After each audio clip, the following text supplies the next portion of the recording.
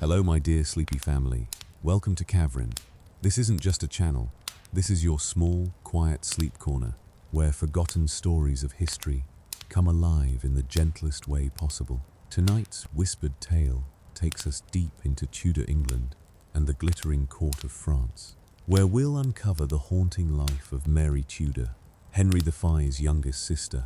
The Golden Princess, traded like a chess piece to an ancient French king, the widow who seized her freedom the moment fate gave it to her, and the woman who chose love over everything, knowing it could cost her head. Mary was everything a Tudor princess should be: beautiful, graceful, obedient.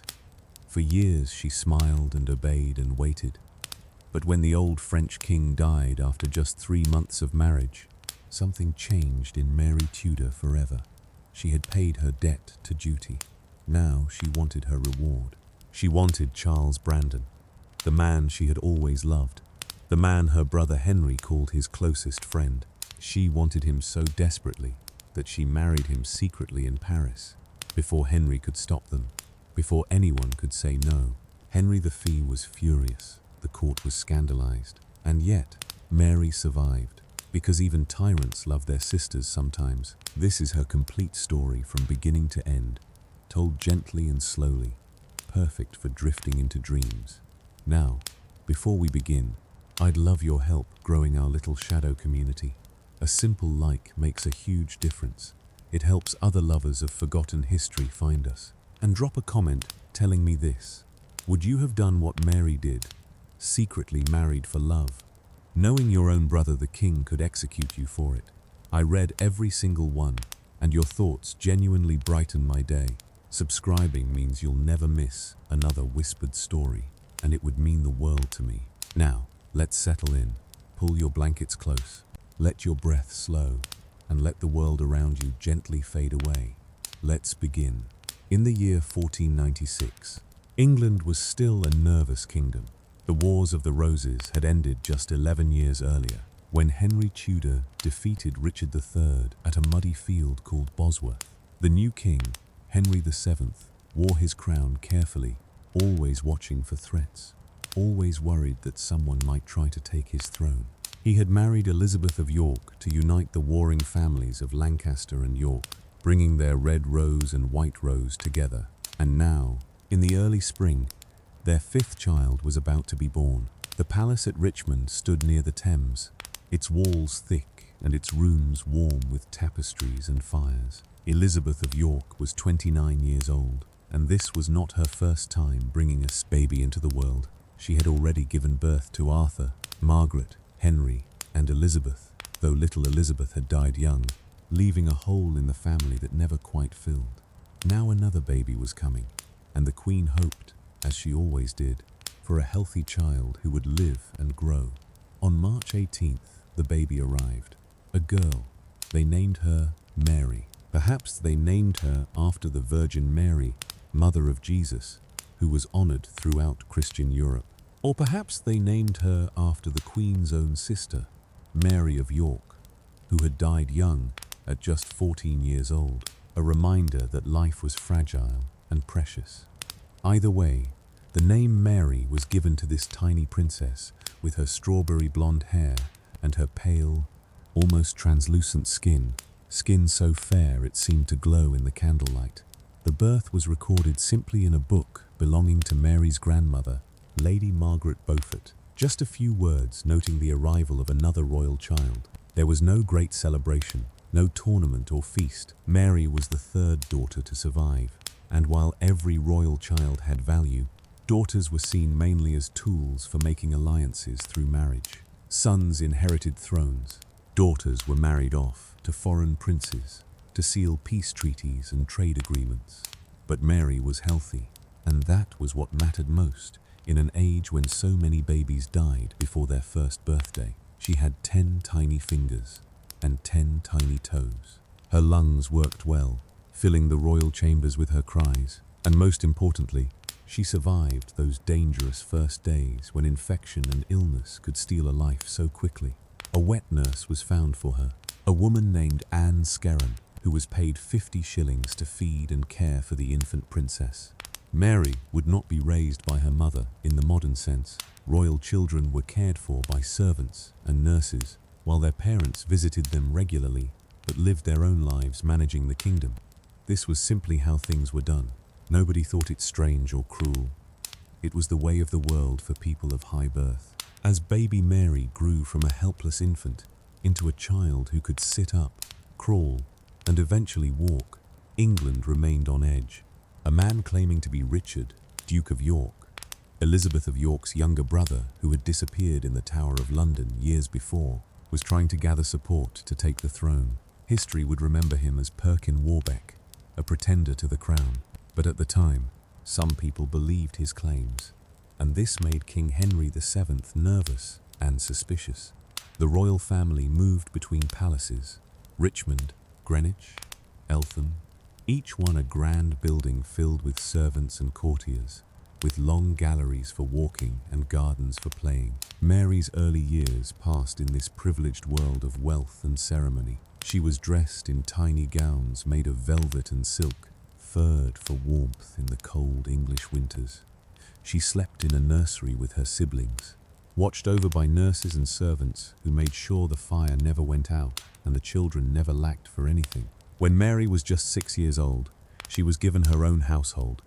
This might sound strange to modern ears, a 6-year-old with her own household, but this simply meant that she had her own staff of people assigned specifically to care for her. She had gentlewomen to wait upon her, to help her dress and keep her company. She had a schoolmaster to teach her lessons. She had a physician to check on her health, which seemed fragile. The royal accounts show many bills paid to her apothecary for medicines and treatments. Her governess was a woman named Joan Volk. Though Mary called her mother Guildford, Joan became one of the most important people in young Mary's life. A constant presence, a source of comfort and guidance. In a world where parents were distant figures who visited occasionally, the governess became like a mother. Mary grew very attached to Joan and would later be devastated when they were separated. Mary's education began in earnest now. She learned French, which was widely spoken at court and considered essential for any noble child. The French language would serve her well later in life, though she could not know that yet. She learned Latin too, the language of the church and of scholars. She studied music, learning to play the lute and the clavichord, her small fingers finding the strings and keys. She learned to dance, moving through the steps with grace and poise. And she learned embroidery, sitting with needle and thread to create beautiful designs on cloth, a quiet, peaceful activity that was considered proper for young ladies. But Mary also learned something else during these early years. She learned about love and family. Despite the formal structure of royal life, despite the distance that protocol placed between parents and children, there were bonds of genuine affection in the Tudor family. Elizabeth of York was not content to simply leave her children entirely to their nurses and teachers. She visited them regularly at their palaces. She took a personal interest in their education and well-being. She was, by the standards of her time, an involved mother, and her children loved her for it. Historians believe that the royal children grew up in a warm, affectionate atmosphere, at least when they were young. There was laughter in the nursery. There were games and stories. There was a sense of belonging to something special, to a family that ruled England. Mary formed particularly close bonds with two of her siblings. Her older sister Margaret, born in 1489, was 7 years older than Mary, old enough to be almost like a second mother figure. And her brother Henry, born in 1491, was just 5 years older. Henry and Mary, in particular, became very close. They shared the same spirited nature, the same love of music and dancing, the same bright energy and stubborn will. Even as small children, Mary and Henry were inseparable whenever they were together. They played games in the palace gardens. They practiced their dancing, spinning and stepping in time to music played on lute and pipe. They made each other laugh, and as they grew older, this bond would only deepen. Henry would name his first surviving child after his beloved sister Mary. He would even name his famous warship the Mary Rose in her honor, a ship that would become legendary, though it would eventually sink and be lost for centuries before being recovered from the seabed. But we're getting ahead of ourselves. Mary was still just a small child, learning her letters and her lute strings, playing in palace gardens and sitting for portrait painters. When Mary was about 3 years old, she had her first major public appearance. It was the year 1499, and a visitor came to the palace at Eltham, a famous scholar from Europe named Desiderius Erasmus. He had been brought by a London lawyer named Thomas More, who had connections to the royal household. More wanted to show his learned friend the remarkable children of England's king. The visit was recorded by Erasmus himself, who wrote about it later. He described entering the hall where the royal children were gathered, and among them was little Mary, probably not quite understanding the importance of the moment, but doing her best to be good and well behaved. Erasmus was impressed by the children, by their education and their manners. Years later, he would write that nature had never formed anything more beautiful than Mary Tudor, high praise from a man who had seen the courts of many kingdoms. When Mary was 5 years old, she attended one of the most important events of her childhood. Her oldest brother, Arthur, Prince of Wales, was getting married. Arthur was 15 years old, and he was marrying a Spanish princess named Kavrin of Aragon. This marriage was hugely important to King Henry VII. It created an alliance with Spain, one of the most powerful kingdoms in Europe. Mary was dressed in special gowns for the occasion. She had a crimson velvet dress with fur trim for the wedding ceremony itself, and a russet velvet dress for other events. Imagine a 5-year-old girl in these grand gowns, the heavy fabric trailing behind her, being led through the ceremonies and banquets. She probably didn't understand much of what was happening, but she would have enjoyed the spectacle, the music and the color, the feasts with their elaborate dishes, the sense that something important was taking place. One of the young men jousting at the tournament held in honor of the wedding was Charles Brandon. He was about 18 years old, tall and strong and handsome. His father, William Brandon, had been killed at the Battle of Bosworth while carrying King Henry's banner, cut down by King Richard III himself in the chaos of battle. In gratitude for this sacrifice, King Henry VII had taken young Charles into his household and raised him alongside the royal children. Charles was already becoming known as an excellent jouster, skilled with lance and horse. He would grow into one of the most magnetic men at court, charming, athletic, attractive, and one day, many years later, his path and Mary's would cross again in a way that would change both their lives forever. But at Arthur's wedding, Mary was just 5 and Charles was just 18. And there's no record of them even noticing each other. The happy atmosphere of those days did not last long. Mary's world began to change as she approached her 7th birthday. First, her baby brother Edmund died. He had been born in February of 1500, when Mary was almost 4. But he lived only 18 months before illness took him away. The family mourned, but infant death was so common that perhaps the grief was not as sharp as it would be in modern times. Parents knew that babies were fragile. They loved them, but they also braced themselves for loss. Then came a tragedy that shook the entire kingdom. In April of 1502, Prince Arthur died. He had been living in Wales with his new wife Kavrin, learning to be a prince and future king, but he fell ill, some kind of sweating sickness perhaps, or plague or consumption. Whatever the illness was, it killed him quickly. He was just 15 years old. The news must have reached the palace like a thunderclap. The heir to the throne, dead. All the hopes and plans built around Arthur, gone in an instant. King Henry VII, who was always so careful and controlled, was devastated. Queen Elizabeth was heartbroken. The whole court went into mourning. Mary was only 6 years old. She probably barely knew her oldest brother, who had lived separately from the younger children. But she would have felt the sadness that filled the palace, the black clothing and the tears and the quiet voices. She would have learned, if she hadn't already, that death could come for anyone, even princes. The worst blow was still to come. Just 1 year later, in February of 1503, Queen Elizabeth became pregnant again. She was trying to give the king another son, another heir to replace Arthur, but childbirth was dangerous. And Elizabeth of York had already given birth many times. Her body was tired. When the baby came, a daughter named Kavrin, Neither the infant nor the mother survived long. The little girl lived just a few days, and Elizabeth of York, the gentle queen who had united Lancaster and York, died on February 11th, 1503, her 37th birthday. For Mary, this must have been a loss almost too big to understand. She was just days away from her 7th birthday. Her mother, who had visited her and taken interest in her education, who had created that warm family atmosphere, was gone, suddenly and permanently gone. King Henry VII retreated into grief and became even more withdrawn than before.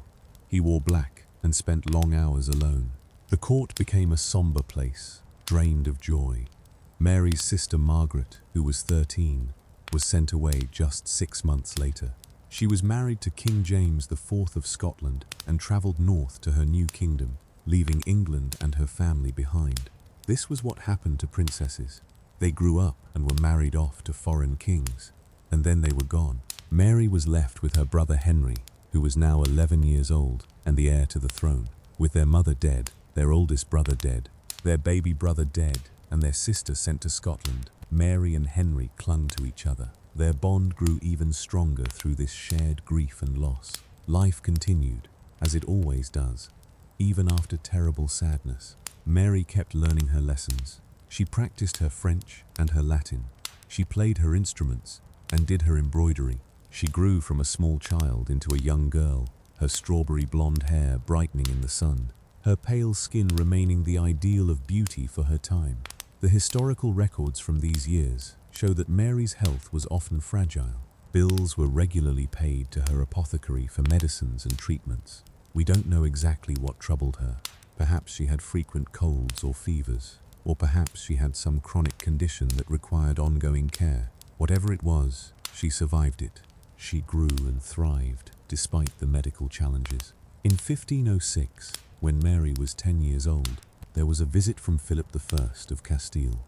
He came to England with his wife Juana, and the royal court held entertainments to honor them. Mary was called upon to perform for the guests. She danced for them, her steps careful and graceful.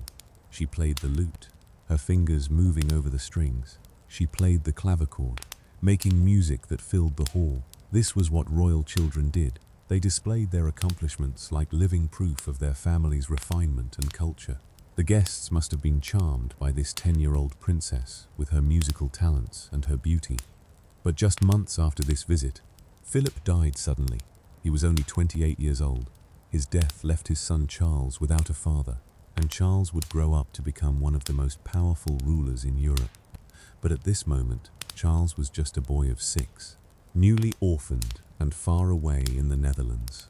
Mary's life was about to take a new turn, one that would shape her teenage years and teach her hard lessons about being a princess in a world run by men.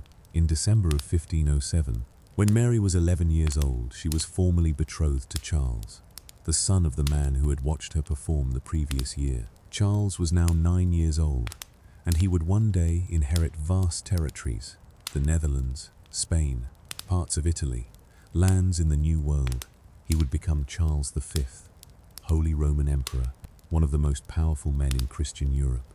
A betrothal was not quite a marriage, but it was a serious commitment. It meant that Mary and Charles were promised to each other, that they would marry when they were old enough. For Mary, it meant that her future was decided. She would leave England one day and go to live in a foreign land with a man she had never met. She would become empress and queen. She would bear children for a dynasty that wasn't English. This was normal. This was expected. This was what happened to princesses. But it also meant that Mary's childhood was over in a certain sense. She was no longer just a girl learning her lessons and playing her lute. She was now an object of international politics, a piece in the great game of alliances and power.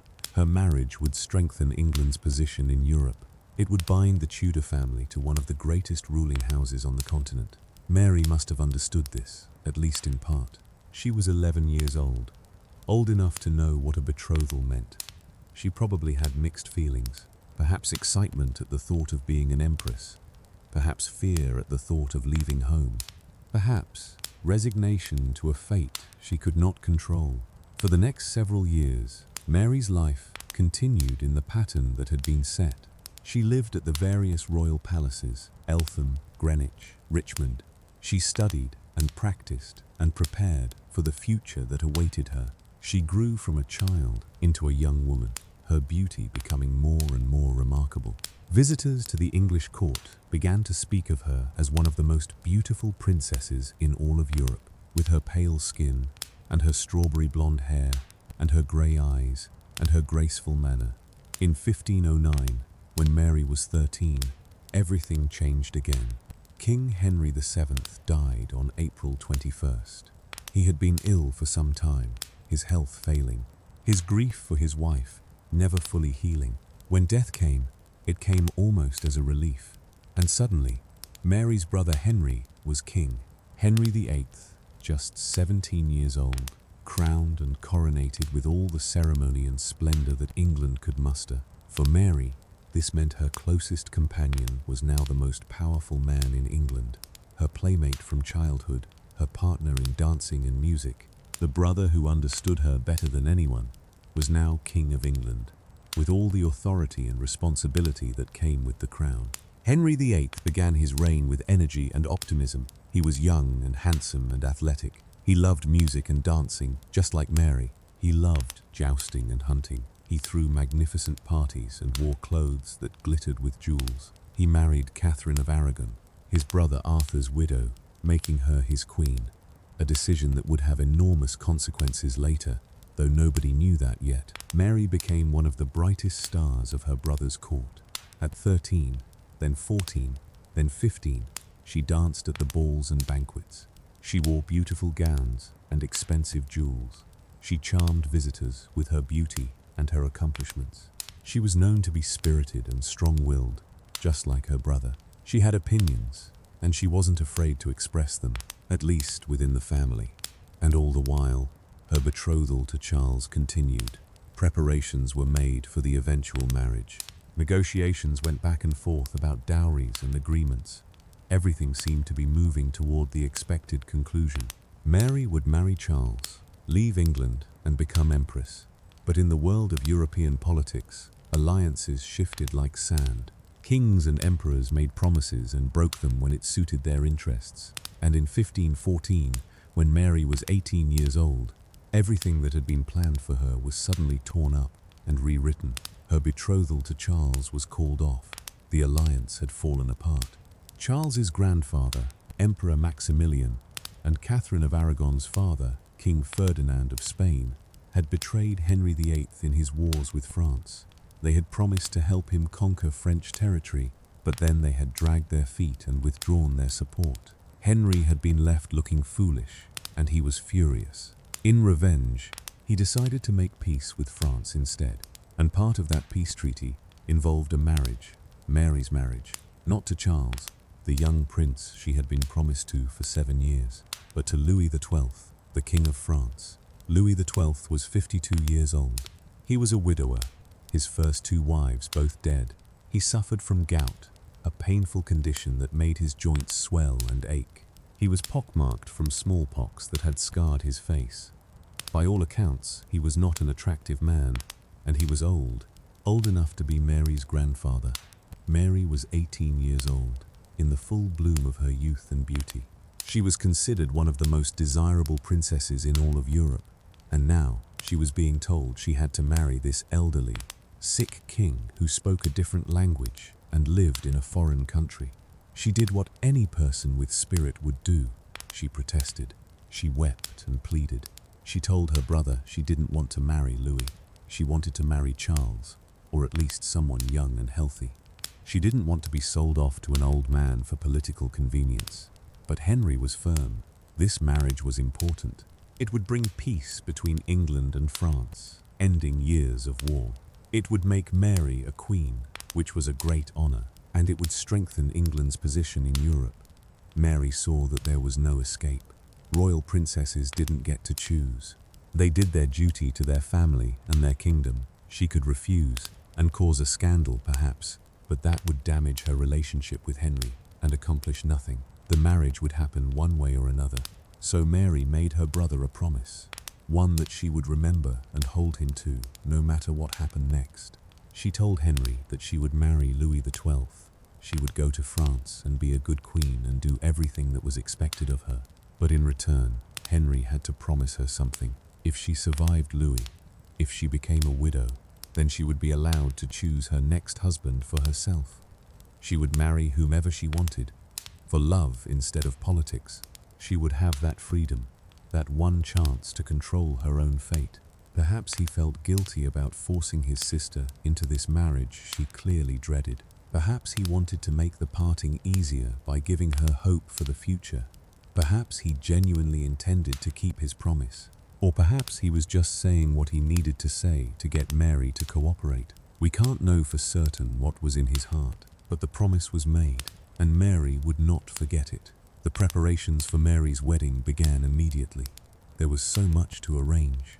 Treaties to sign, dowries to negotiate, ships to ready, clothes to make, servants to hire. Mary's entire life had to be packed up and transported across the Channel to France. Her trousseau was spectacular, valued at 200,000 crowns, an enormous sum that showed England's wealth and power.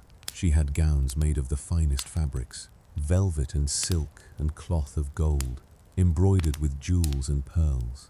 She had cloaks lined with fur for warmth. She had headdresses and veils. She had jewelry, necklaces and rings and bracelets that sparkled in the candlelight. Everything was chosen to show that England's princess was worthy of being France's queen. Mary also had to say goodbye to Joan Vaux, her beloved governess, Mother Guildford. The French court had made it clear that Mary could not bring her entire English household with her. She would have to adapt to French ways, speak French, surround herself with French ladies. Only a few of her English companions could come, and Joan Vaux was not among them. This must have been heartbreaking for Mary. Joan had been with her since she was a child. She was the closest thing to a mother that Mary had known since Elizabeth of York died. And now they were being separated, and Mary was going to a foreign country without this anchor of familiarity and comfort. But there was one small mercy. Mary was allowed to bring a few young English ladies as her maids of honor. Among them were two sisters named Mary and Anne Boleyn. They were daughters of an ambitious courtier named Thomas Boleyn, and they had spent time in the Netherlands learning French and courtly manners. The younger sister, Anne, was probably around 13 or 14 years old, a thin, dark-haired girl with sharp eyes and a clever tongue. Nobody watching her pack for France could have guessed that this girl would one day become Queen of England herself, or that she would cause enormous conflict between Mary Tudor and her brother Henry. But that was all in the future. For now, Anne Boleyn was just one of several young ladies accompanying Mary on her journey. On August 13th, 1514, a proxy wedding took place in England. Mary couldn't travel to France unmarried. That wouldn't be proper. So a ceremony was held where someone stood in for King Louis. The Duke of Longueville represented the French king, and he went through the motions of the marriage ceremony with Mary. There was even a symbolic moment where, according to custom, the Duke lay down on a bed with Mary and touched her leg with his bare leg. A strange ritual meant to represent the marriage being consummated, though of course it was purely symbolic. Mary was now technically married, though she had yet to meet her husband in person. The journey to France was delayed by storms in the English Channel. The winds were wrong, the seas too rough for safe crossing. Mary waited at Dover, probably with mixed feelings. Part of her must have wanted to get it over with, to cross the Channel and face whatever was waiting. Part of her must have hoped the storms would never end, that she could stay in England forever. But eventually, on October 2nd, 1514, the weather cleared. Mary boarded the ship that would take her across the Channel to her new life. Her brother Henry came to see her off. They said their farewells at the waterside, the young king and his beautiful sister, both probably struggling with emotions they couldn't fully express. Did they embrace? Did they weep? We don't know the details, but we know that Mary reminded Henry of his promise. If Louis died, she could marry whom she pleased. Henry agreed again. The promise was renewed, spoken aloud with the water lapping at the dock and the ship waiting to sail. And then Mary left England. The crossing was successful, and Mary arrived in France to find that King Louis was indeed eager to meet his beautiful young bride. He had told the English ambassador that he had many gifts prepared for her and that he expected a kiss for each one. He was, it seemed, genuinely excited about this marriage. Perhaps because Mary's youth and beauty made him feel young again, or perhaps simply because a new wife meant new hope for a son and heir. Mary met Louis for the first time on October 9th, 1514. The meeting was arranged with all the ceremony and formality that such occasions required. Louis was there with his court, dressed in his finest clothes, probably doing his best to appear vigorous, despite his gout and his age. And there was Mary, 18 years old, arriving in her magnificent traveling gowns with her small group of English attendants. She curtsied to her husband-to-be. He greeted her with courtesy, and probably with wonder. She really was as beautiful as everyone had said. The formal wedding ceremony took place that same day, October 9th, in the great hall of the Hôtel de la Gruteuse. Mary was married, truly married now, to the King of France. She became Queen Mary of France, the third wife of King Louis XII. She was crowned at the Abbey of Saint-Denis, the traditional church where French kings and queens were crowned. She wore a crown and held a scepter. She was anointed with holy oil. She became, in the eyes of the church and the law, the Queen of France, one of the most powerful women in Europe. And then she began her life as Louis's wife. By all accounts, Mary was kind to her elderly husband. She didn't love him. How could she? He was old and sick, and they barely knew each other, but she wasn't cruel. She treated him with courtesy and respect. She smiled when she was supposed to smile. She sat beside him at state dinners and ceremonies. She learned the routines of the French court. Louis, for his part, was besotted with her. He showered her with gifts, jewelry and gold plate, and beautiful things to wear and display. He enjoyed showing her off to his court, this young and lovely queen who had brought him such pleasure.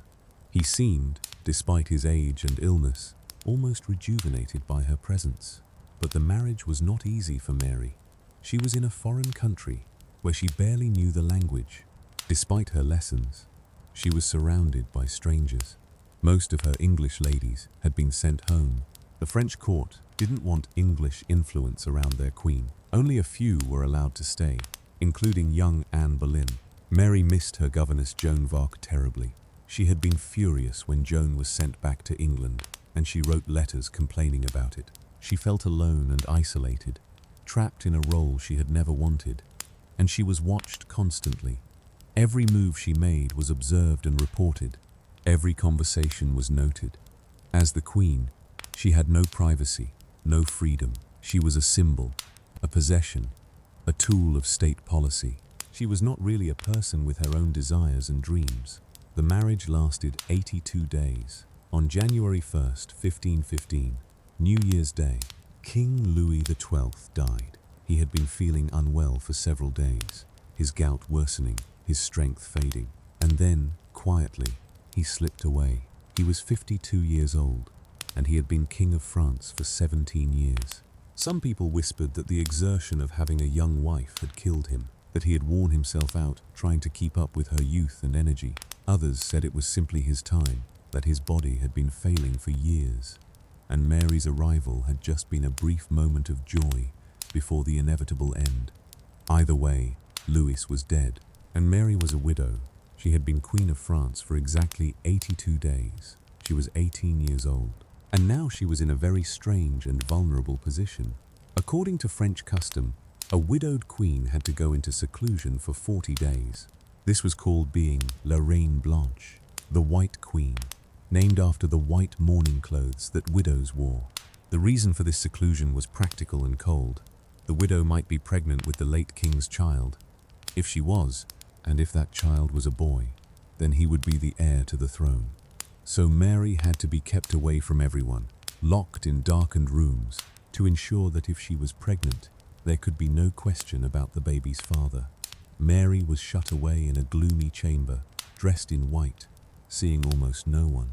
It must have been a terrible time, lonely and frightening and strange. She was grieving, not for Louis himself perhaps, but for her situation. She was in a foreign country with no allies, no friends, no protection, and she didn't know what would happen to her next. The new King of France was Francis I, He was Louis's son-in-law, married to Louis's daughter Claude. Francis was young and energetic and ambitious, very different from the elderly Louis. And Francis had his own plans for Mary. He came to visit her during her seclusion. He suggested that she might like to make another advantageous marriage, perhaps to the Duke of Lorraine or the Duke of Savoy, or perhaps, he hinted, she might even marry him if his wife Queen Claude happened to die. He made it clear that he found Mary attractive, that he was interested in her not just as a political pawn but as a woman. Mary was horrified.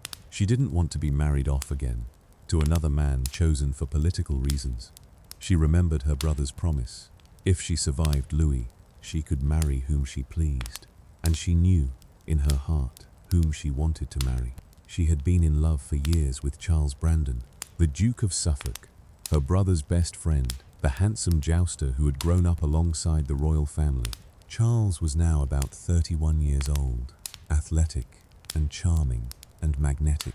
He wasn't royal, but Henry had made him a duke, one of only 3 dukes in all of England. And Mary wanted him. She had probably loved him for years, watching him at court, dancing with him at balls, seeing him ride in tournaments. He represented everything Louis had not been: youth and strength and vitality and English familiarity. With Charles, she could return to England. With Charles, she could have a marriage based on genuine affection instead of political necessity. But there was a huge problem. Charles was not of royal blood. For a queen to marry a commoner, even a duke, would be scandalous. It would be marrying beneath her station. And more importantly, she needed her brother's permission.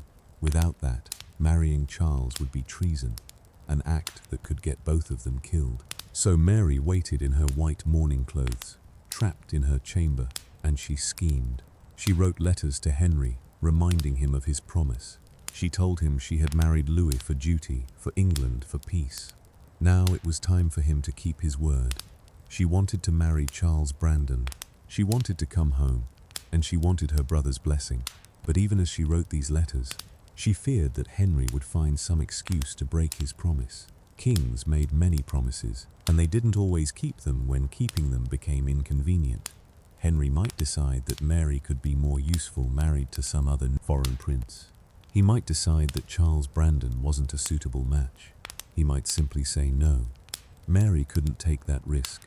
She had learned, in her 18 years of life, that princesses who waited for permission often waited forever.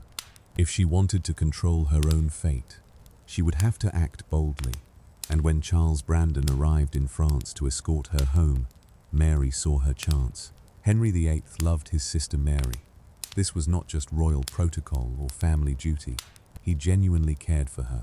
They had grown up together, shared the same spirited nature, danced together at countless balls, confided in each other through the losses and changes of their young lives. When Mary had gone to France to marry Louis, Henry had felt the separation keenly. And now that Louis was dead, Henry wanted his sister to come home. On January 14th, 1515, just 2 weeks after Louis's death, Henry sent someone to France on an important mission. He needed a trusted person to go to the French court, someone who could negotiate with the new King Francis about Mary's return, someone who could handle the delicate matter of her dowry and possessions, someone who could bring her safely back to England. Henry chose his best friend, Charles Brandon, Duke of Suffolk. It seemed like a practical choice. Charles was loyal and capable. He was a skilled negotiator. He was one of the few men Henry trusted completely. Charles had been raised alongside the royal family. He had fought beside Henry in tournaments and in war. He was, in many ways, like a brother to the king, closer than a brother, perhaps, because there was no competition for the throne between them, no political tension, just friendship, pure and simple. But there was something Henry didn't fully understand, or perhaps chose not to see. Charles Brandon and Mary Tudor had feelings for each other. How long had these feelings existed? We can't know for certain. Perhaps it had started years ago, when Mary was still a girl, watching the handsome jouster from the sidelines of tournaments. Perhaps it had grown gradually, through dances and conversations at court events. Perhaps it had been acknowledged between them in stolen moments, whispered words, meaningful glances. Mary had told Henry that she loved Charles. She had confessed this to her brother, though we don't know exactly when or how. Henry knew. He must have known. And yet he sent Charles to France anyway. Perhaps Henry thought that Charles could be trusted to resist temptation. Perhaps he thought that the promise he had made to Mary, that she could choose her next husband, didn't actually include Charles. The promise had probably seemed safe at the time. Mary could marry some minor European noble, someone respectable but not politically important. That would be fine. That would let her have her choice, while still keeping her available for potential future alliances. But Charles Brandon was different. He was Henry's best friend. He was powerful and influential at court, and despite being made a duke, he was still not of royal blood. His title had been granted, not inherited. His father had been a loyal soldier, yes, but a soldier nonetheless, not a prince or king. For Mary to marry Charles would be complicated. It would raise questions about protocol and status. It would perhaps diminish Mary's prestige, and it would bind Charles even more closely to the royal family, making him even more powerful than he already was. Before Charles left for France, Henry made him swear an oath, a solemn promise, spoken aloud with witnesses present. Charles had to swear that he would not ask Mary to marry him. He had to swear that he would not propose, would not encourage any romantic attachment, would not take advantage of the situation. Charles swore the oath. He gave his word as a gentleman and as Henry's friend. And then he left for France, traveling through the winter cold to reach Paris. He arrived on January 27th, 1515. His first meeting was not with Mary, but with the new French king, Francis I. This was protocol. Charles had to present his credentials, explain his mission, show proper respect to France's new ruler. The meeting took place at Senlis, and it was unexpected. Francis received Charles in a private audience, and almost immediately, the French king dropped a bombshell. He looked at Charles with knowing eyes and said something that must have sent Charles's heart racing. Francis told Charles that he knew the real reason for his visit. He knew about Mary's feelings. He knew about Charles's feelings. He knew that the Duke of Suffolk had come to marry the Queen Dowager of France. Charles, of course, protested. He denied it vehemently. He explained that he was there only to escort Mary home and to negotiate on behalf of King Henry.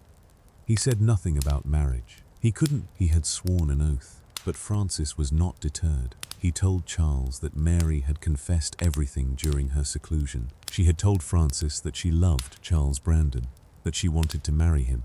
And Francis, surprisingly, said he wanted to help. He said he would be their friend. He would write to King Henry and explain the situation. He would support the marriage.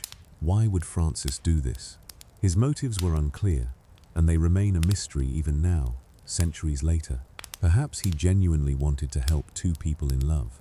Perhaps he thought it would create gratitude and obligation that he could use later in negotiations with England. Perhaps he wanted to cause a scandal that would embarrass Henry and weaken England's position. Perhaps he simply found the whole situation amusing and wanted to see what would happen. Whatever his reasons, Francis put Charles in an impossible position. The French king had just told him that Mary wanted to marry him, that the path was clear if he would only take it. But Charles had sworn an oath to King Henry. He had promised not to propose. Charles left that meeting shaken and confused. He still had not seen Mary. She was still in her 40 days of seclusion, hidden away in her chambers, wearing her white mourning clothes. But he knew she was there, just rooms away, and he knew what Francis had said, that she wanted him, that she was waiting for him. The days passed slowly. Charles attended to his official duties, negotiating about Mary's dowry and possessions. The French were reluctant to hand over all the wealth that Mary had brought to France, or that Louis had given her.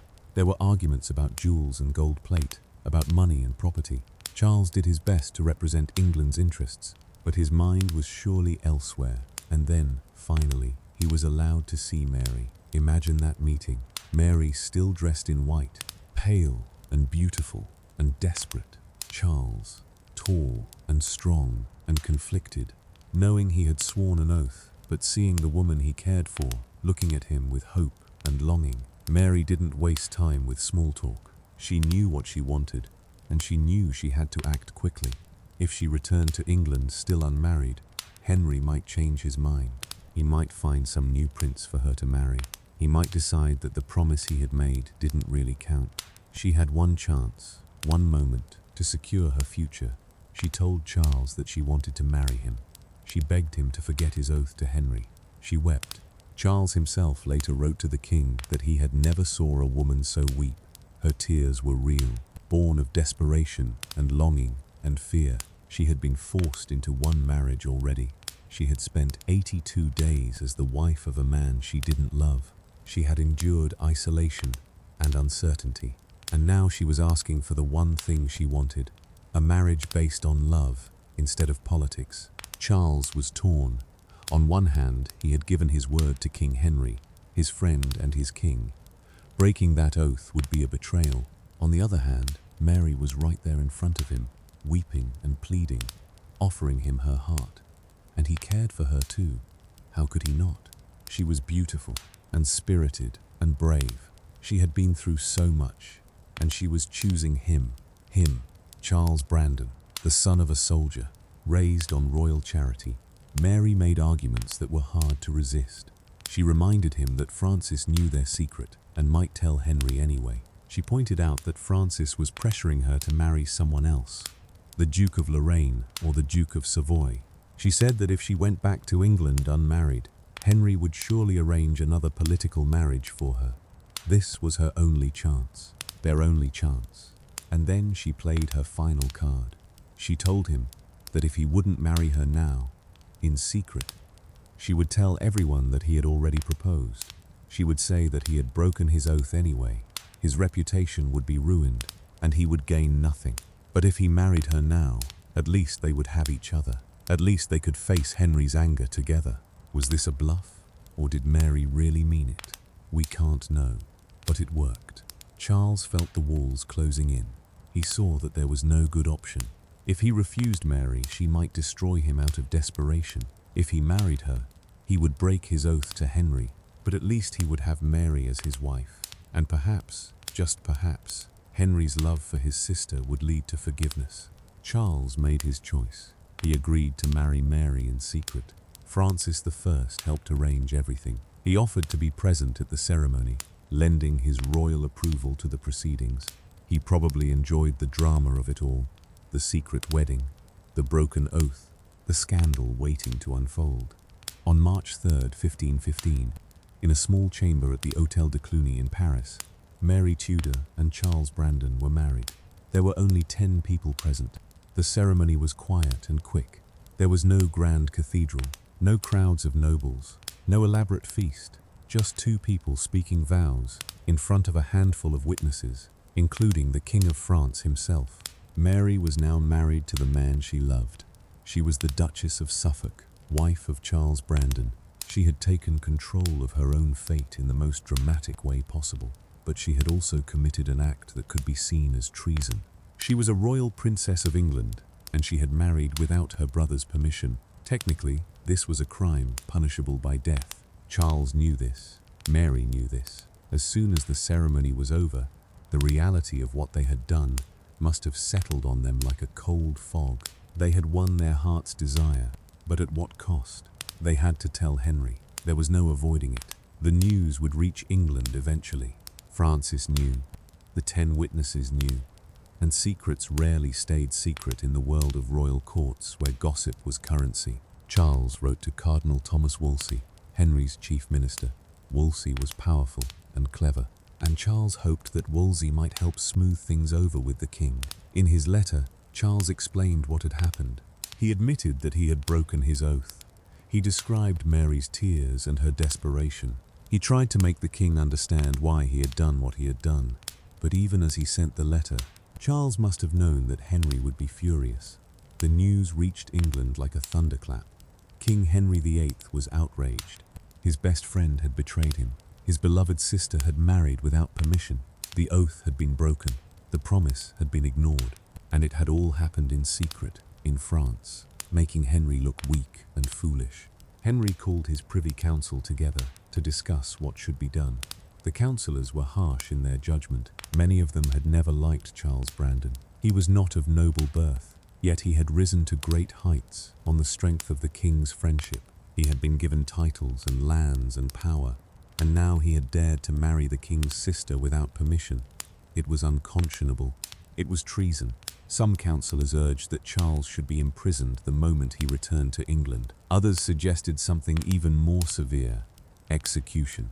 After all, marrying a royal princess without the king's consent was technically a crime against the crown. Charles could be charged with treason and put to death for it. Mary, as a royal princess and the king's favorite sister, was probably safe from execution. Royal blood protected her, and Henry loved her too much to harm her. But Charles was vulnerable.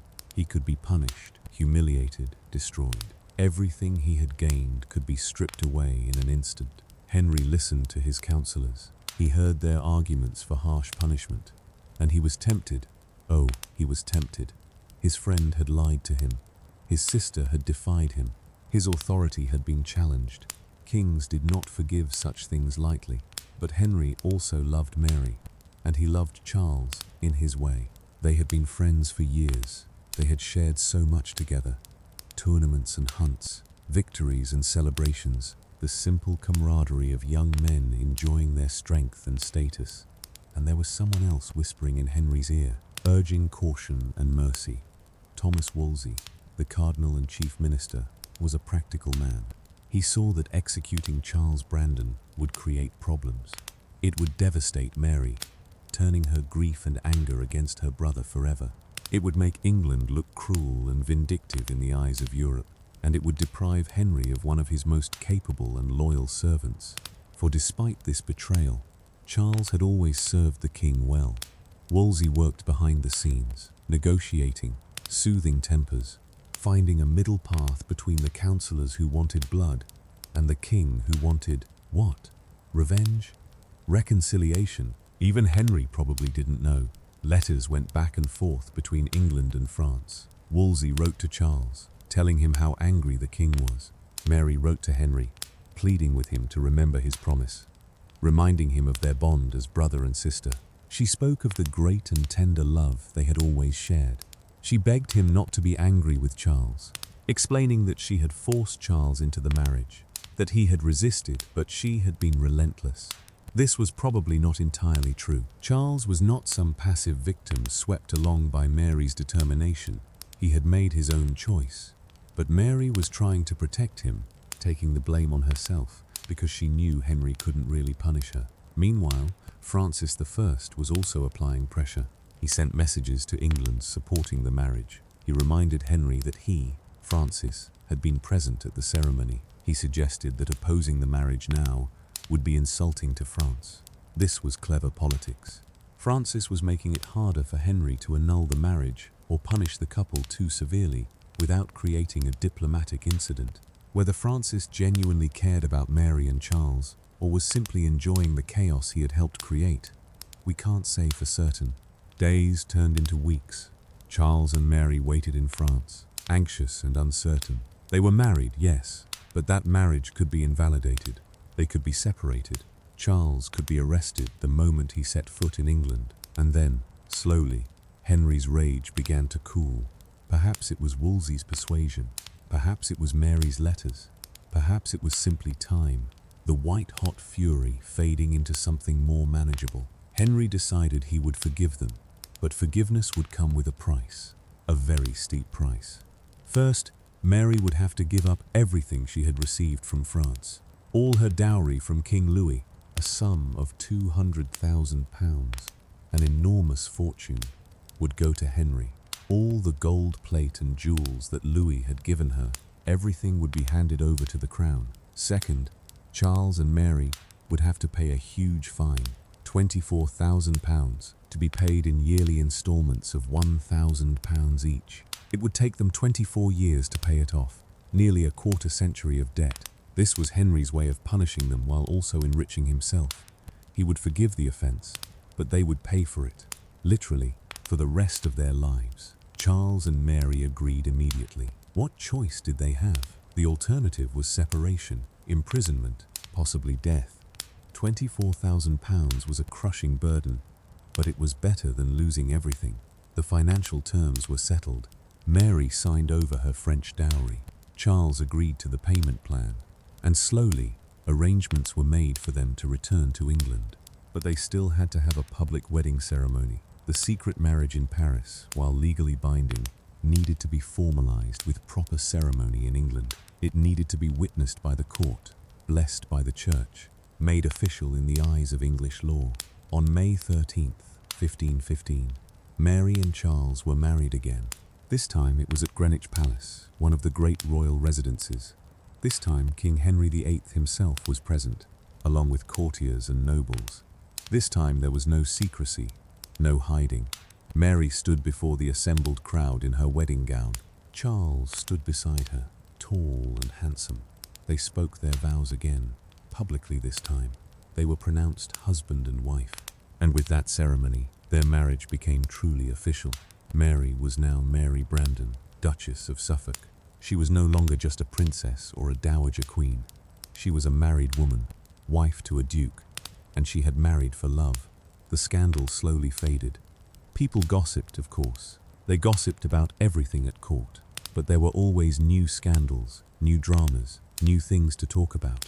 And Mary and Charles simply lived their lives, doing their best to stay in Henry's good graces and pay off their enormous debt. Pope Leo X, hearing about the situation, issued a papal bull formally legitimizing the marriage. This was important because some people had questioned whether the union was valid. Mary had married beneath her station, after all, and without proper permission. But the Pope's approval silenced most of those doubts. The marriage was legal in the eyes of the Church, and that was what mattered most in this deeply Catholic age. Mary and Charles settled into married life.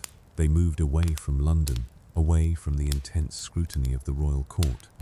They went to live at Westhorpe Hall in Suffolk, a manor house in the countryside where they could have some privacy and peace. It must have been strange for Mary at first. She had spent her entire life in palaces, surrounded by servants and courtiers, always on display. Now she was living in a manor house, still grand by ordinary standards, certainly, but much quieter and simpler than what she was used to. But she embraced this new life. She was happy to leave the spotlight of court behind. She had her husband, the man she loved. She had a home of her own, and soon she would have children. Charles brought his 2 daughters from his previous marriage to live with them. He had been married before to a woman named Anne Brown, who had died a few years earlier. The daughters, Anne and Mary, were young girls who needed a mother, and Mary Tudor, despite being a princess and a former queen, took them in and raised them as her own. She showed them kindness and affection, treating them like they were her own children. This tells us something important about Mary's character. She could have resented these girls, the children of Charles's previous relationship. She could have insisted they be sent away, but instead, she welcomed them into her home and her heart. She understood that they were innocent, that they needed love and care, and she gave it to them. In 1516, Mary gave birth to her first child with Charles. It was a boy, and they named him Henry Brandon. He was given the title Earl of Lincoln. This son represented the future of their family line, the continuation of the Brandon name. Mary must have felt such joy holding her baby son. She was 20 years old, healthy, married to the man she loved. The future seemed bright. In 1517, another child came. This time it was a daughter, and they named her Frances. Little Frances Brandon would grow up to be an important figure in her own right. She would marry well, and she would have children of her own.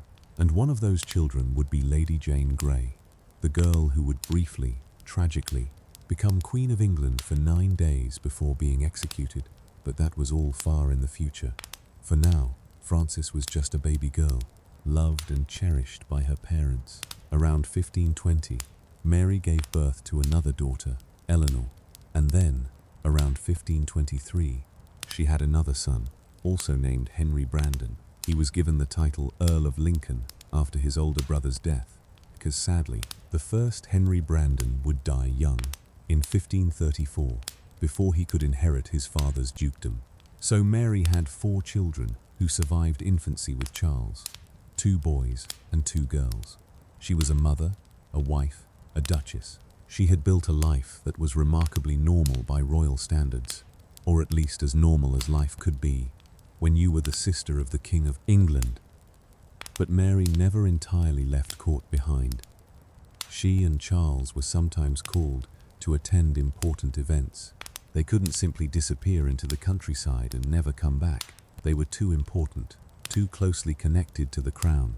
In 1520, when Mary was 24 years old, she attended one of the most spectacular events of her brother's reign. It was called the Field of the Cloth of Gold, and it was meant to be a grand display of friendship and alliance between England and France. King Henry VIII and King Francis I met near Calais, in a field that was transformed into something magical. Tents made of cloth of gold, fabric woven with real gold thread, were erected. There were tournaments and feasts, music and dancing, displays of wealth and power that were meant to dazzle all of Europe. Mary was there with Charles, dressed in her finest gowns, taking part in the celebrations. It must have been strange for her to see Francis again, the king who had been present at her secret wedding to Charles. Did they exchange knowing glances? Did they speak about that day in Paris 5 years earlier? We don't know. The Field of the Cloth of Gold was meant to celebrate peace and friendship between England and France. But in reality, it accomplished very little. The two kings sized each other up, competed with each other, showed off for each other, and within a few years they would be enemies again, making war on each other just as their predecessors had done. Mary probably saw through the spectacle. She had lived at the French court.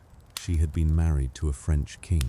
She understood politics and power, and she knew that alliances were fragile things, easily broken when interests changed. After the Field of the Cloth of Gold, Mary returned to Suffolk with Charles. They went back to their country life, raising their children, managing their estates, doing their best to pay off the crushing debt they owed to King Henry.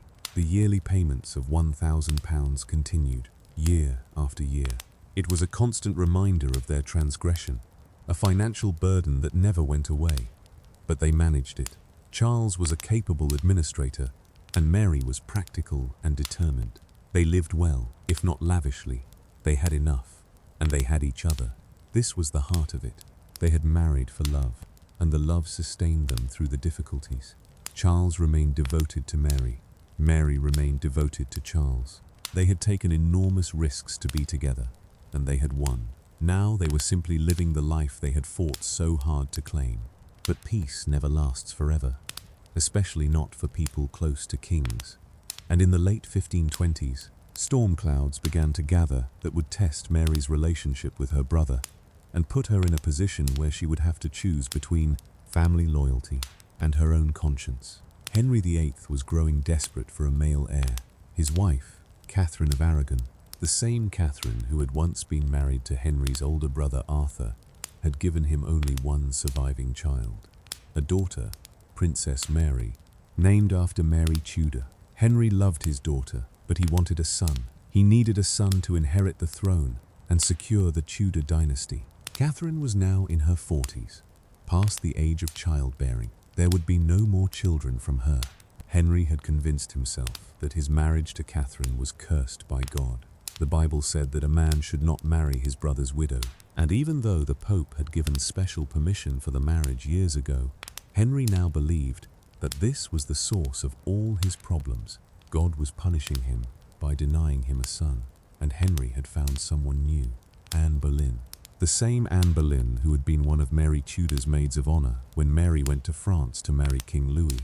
Dark-haired girl had grown into a woman, clever and ambitious and charming. Henry was obsessed with her. He wanted to marry her. He wanted to make her his queen. But to do that, he needed to end his marriage to Kavrin.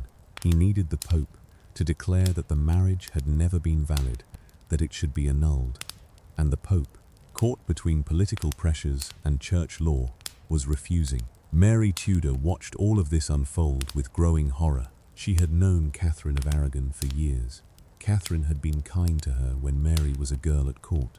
Kavrin was her sister-in-law, the wife of her brother, the Queen of England, and Kavrin was being cast aside, humiliated, told that her marriage of more than 20 years had never been real. Mary couldn't stay silent. She had always been spirited and outspoken, and now she spoke out against what Henry was doing. She opposed the annulment. She supported Kavrin. She made her feelings known at court and in private conversations. And she absolutely hated Anne Boleyn. Mary had met Anne in France all those years ago. Anne had been in her household, one of her attendants. And now this girl, this woman, was trying to take the place of Queen Kavrin. Mary saw Anne as an upstart, an ambitious nobody who was destroying the royal family and the kingdom for her own advancement. In March of 1532, a Venetian ambassador reported an incident that showed just how deep the hatred ran. According to the ambassador's account, there was a violent confrontation at court. Men in the service of the Duke of Norfolk attacked and killed a man who was connected to Charles Brandon's household.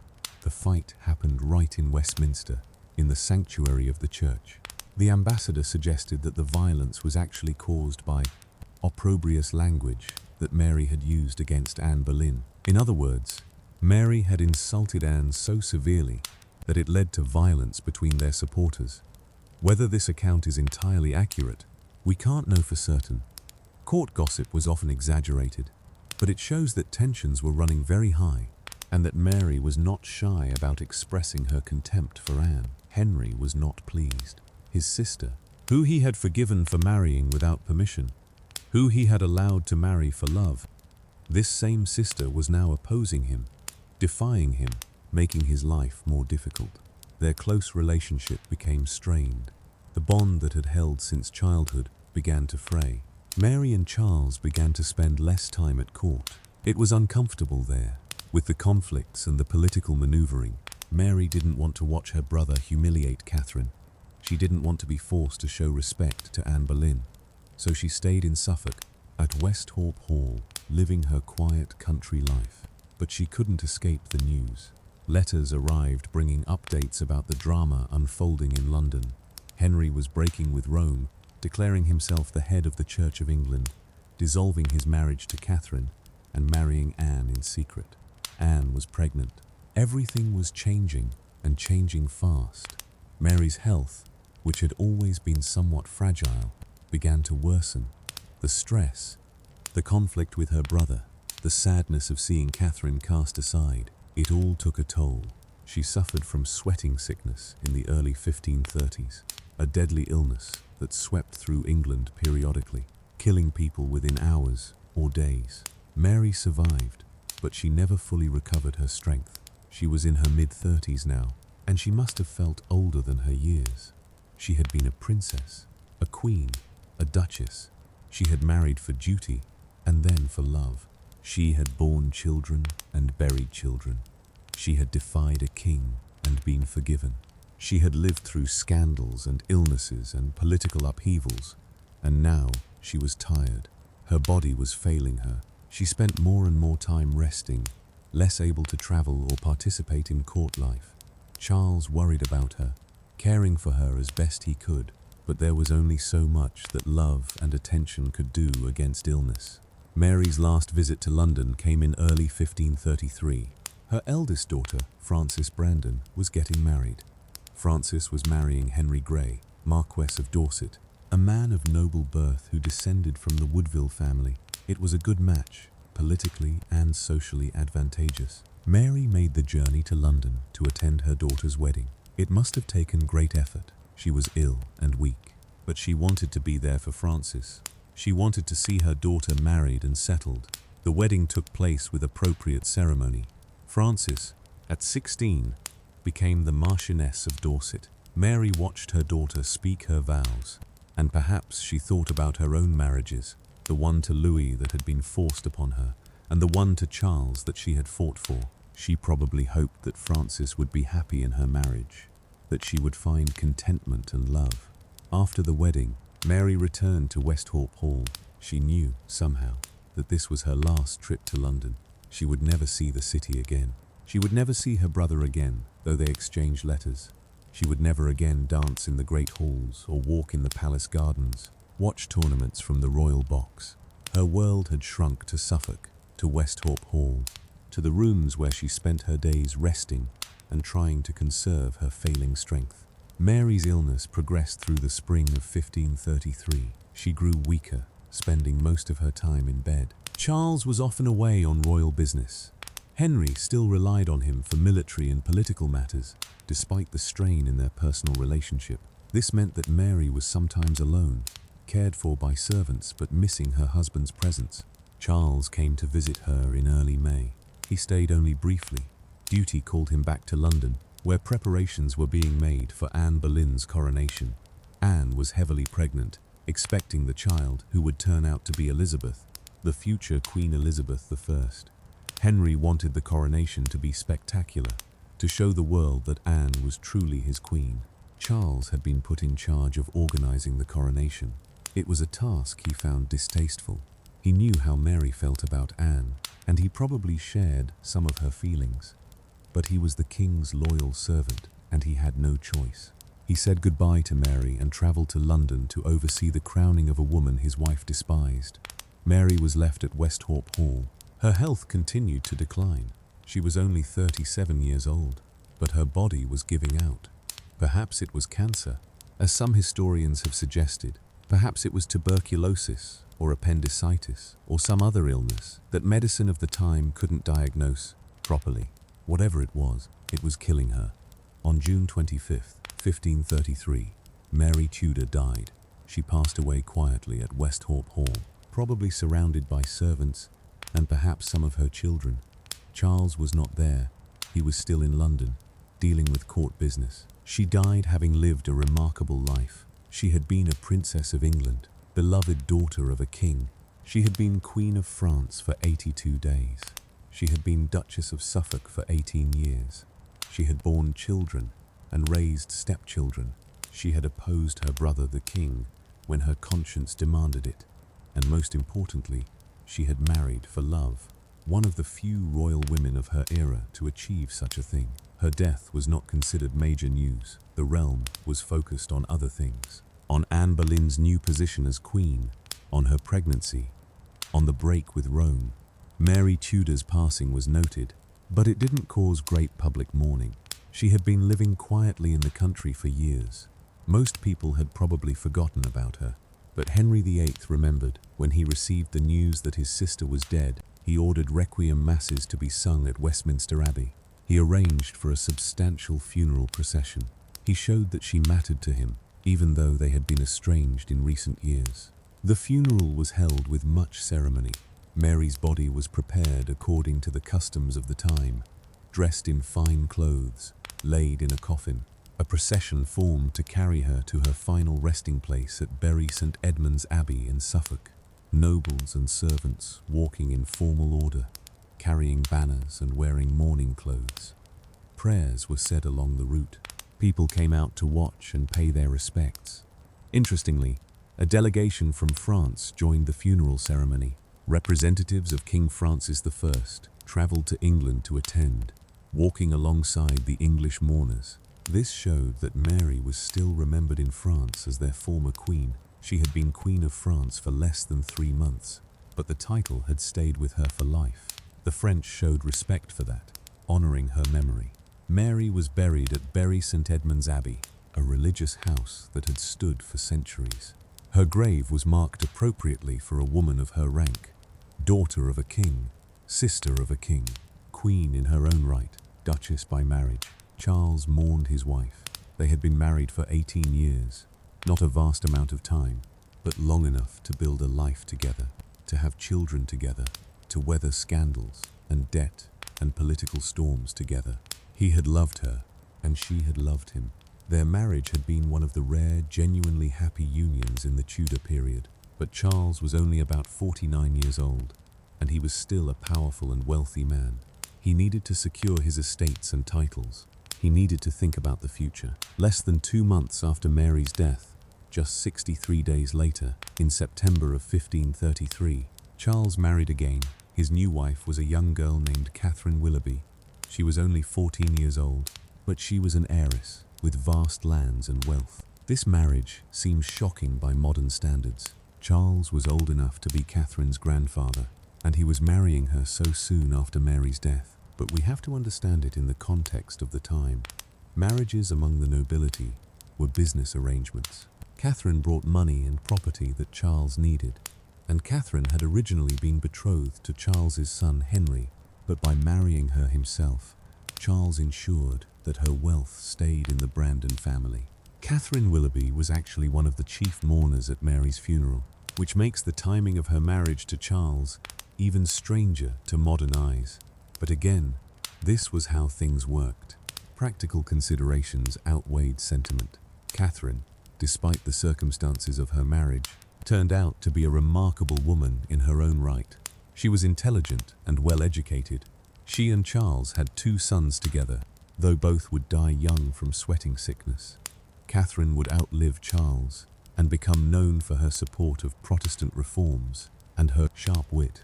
But Kavrin's story is not Mary's story. Mary was gone, buried in the abbey, her brief life finished. Charles continued to serve King Henry faithfully for another 12 years. He fought in the king's wars, sat on the king's councils, carried out the king's orders, even when those orders were distasteful. He remained one of Henry's most trusted advisors until the very end. In 1545, Charles Brandon died. He was about 61 years old. Henry VIII, his friend since childhood, paid for his funeral. Charles was buried at Windsor in St. George's Chapel, a great honor. He had risen from being the son of a soldier to being a duke, brother-in-law to a king, one of the most powerful men in England, and he had married Mary Tudor, the woman he loved. Mary and Charles's children lived on, carrying their legacy forward. Their daughter Frances married well and had children.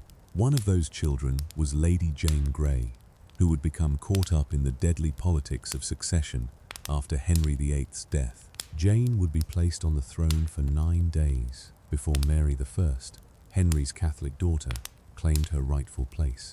And Jane would be executed for treason at just 17 years old. Through Frances, Mary Tudor became the grandmother of a queen, albeit a tragic one. Her bloodline continued, spreading through the English nobility, touching many lives in the generations that followed. But the story that mattered most was Mary's own. The choices she made, the risks she took, the love she fought for. Mary's final years, though marked by illness and political conflict, were also years of quiet dignity. She had withdrawn from the center of power, but she had not disappeared entirely from the story of her time. Even in her retreat to the countryside, even in her declining health, she remained a figure of significance, a reminder of what the Tudor family had been before the great upheavals began. Let's step back for a moment and consider what Mary's life looked like in those last years at Westhorpe Hall. The manor house was substantial, comfortable, befitting a duchess. It had gardens where Mary could walk on days when she felt strong enough. It had large windows that let in light, warming the rooms where she spent her time. It had a chapel where she could pray, seeking comfort in faith as her body failed her. The household ran according to well-established rhythms. Servants prepared meals, tended fires, cleaned rooms, carried messages. Charles's daughters from his first marriage, now grown women, may have visited occasionally. Mary's own children were growing up around her. Frances, the eldest daughter, was becoming a young woman herself, learning the skills she would need as a noblewoman and future mother. Mary spent her days reading, perhaps. We know she was educated and literate. She might have read religious texts, seeking solace and understanding. She might have read poetry or histories. She probably wrote letters to friends, to family members, to her brother the king when the estrangement between them was not too severe. She probably also spent time doing embroidery, that peaceful occupation that well-born women practiced. The repetitive motion of needle through fabric, the slow building of patterns and images, the quiet focus required. These things could be meditative, calming. They gave the hands something to do while the mind wandered or rested, and she prayed. In an age when religion saturated every aspect of life, prayer was as natural as breathing. Mary would have prayed for her children's health and future. She would have prayed for her husband's safety when he was away on the king's business. She would have prayed for the soul of her late mother, Elizabeth of York. She would have prayed for Catherine of Aragon, suffering the humiliation of being cast aside by Henry. Mary's opposition to her brother's treatment of Kavrin was rooted in more than just a friendship or loyalty. It was rooted in a deep sense of what was right and wrong. Kavrin had been a faithful wife for more than 20 years. She had given Henry a daughter. She had endured multiple miscarriages and stillbirths, the grief of losing infant children, all while trying to be a good queen. And now, in her 40s, when she should have been respected as the Queen Mother and honored for her years of service, she was being discarded like something broken and useless. Mary understood what it meant to be a woman in a world controlled by men. She had been forced to marry an elderly French king against her wishes. She had been treated as a political pawn, traded for an alliance. Only through determination and daring had she managed to claim some control over her own life. She had fought for the right to marry Charles, and she had won, but it had cost her dearly in money and in her relationship with her brother. Now she watched Kavrin being denied even that small mercy. Kavrin wanted to remain Henry's wife. She believed, with absolute conviction, that her marriage was valid and sacred, but her desires meant nothing. Henry wanted Anne Boleyn, and what Henry wanted, Henry usually got. Mary's support for Kavrin put her at odds with the entire direction Henry's reign was taking. He wasn't just trying to divorce one wife and marry another. He was breaking England away from the Catholic Church. He was declaring himself the supreme head of the Church in England, above even the Pope. He was dissolving monasteries and seizing their wealth. He was executing people who refused to accept his new religious settlement. This was not the brother Mary had grown up with. Or perhaps it was. Perhaps the seeds of this ruthlessness had always been there, hidden beneath the charm and the music and the laughter. Power had a way of revealing what people truly were, and absolute power revealed it absolutely. Mary was grateful to be away from court during these turbulent years. She didn't have to watch the daily dramas unfold. She didn't have to bow to Anne Boleyn or pretend to accept the new order. She could live quietly in Suffolk, maintaining her beliefs, staying loyal to her conscience. But distance didn't protect her from the sadness of it all. She knew what was happening. She heard the news, and it weighed on her, adding to the physical burden of her illness. In her final months, Mary must have reflected on her life. She had lived 37 years, not a long life even by the standards of her time, though not unusually short either. Many women died in childbirth. Mary had survived 4 births and raised 4 children to live past infancy. That was no small accomplishment. She had been beautiful. Everyone agreed on that.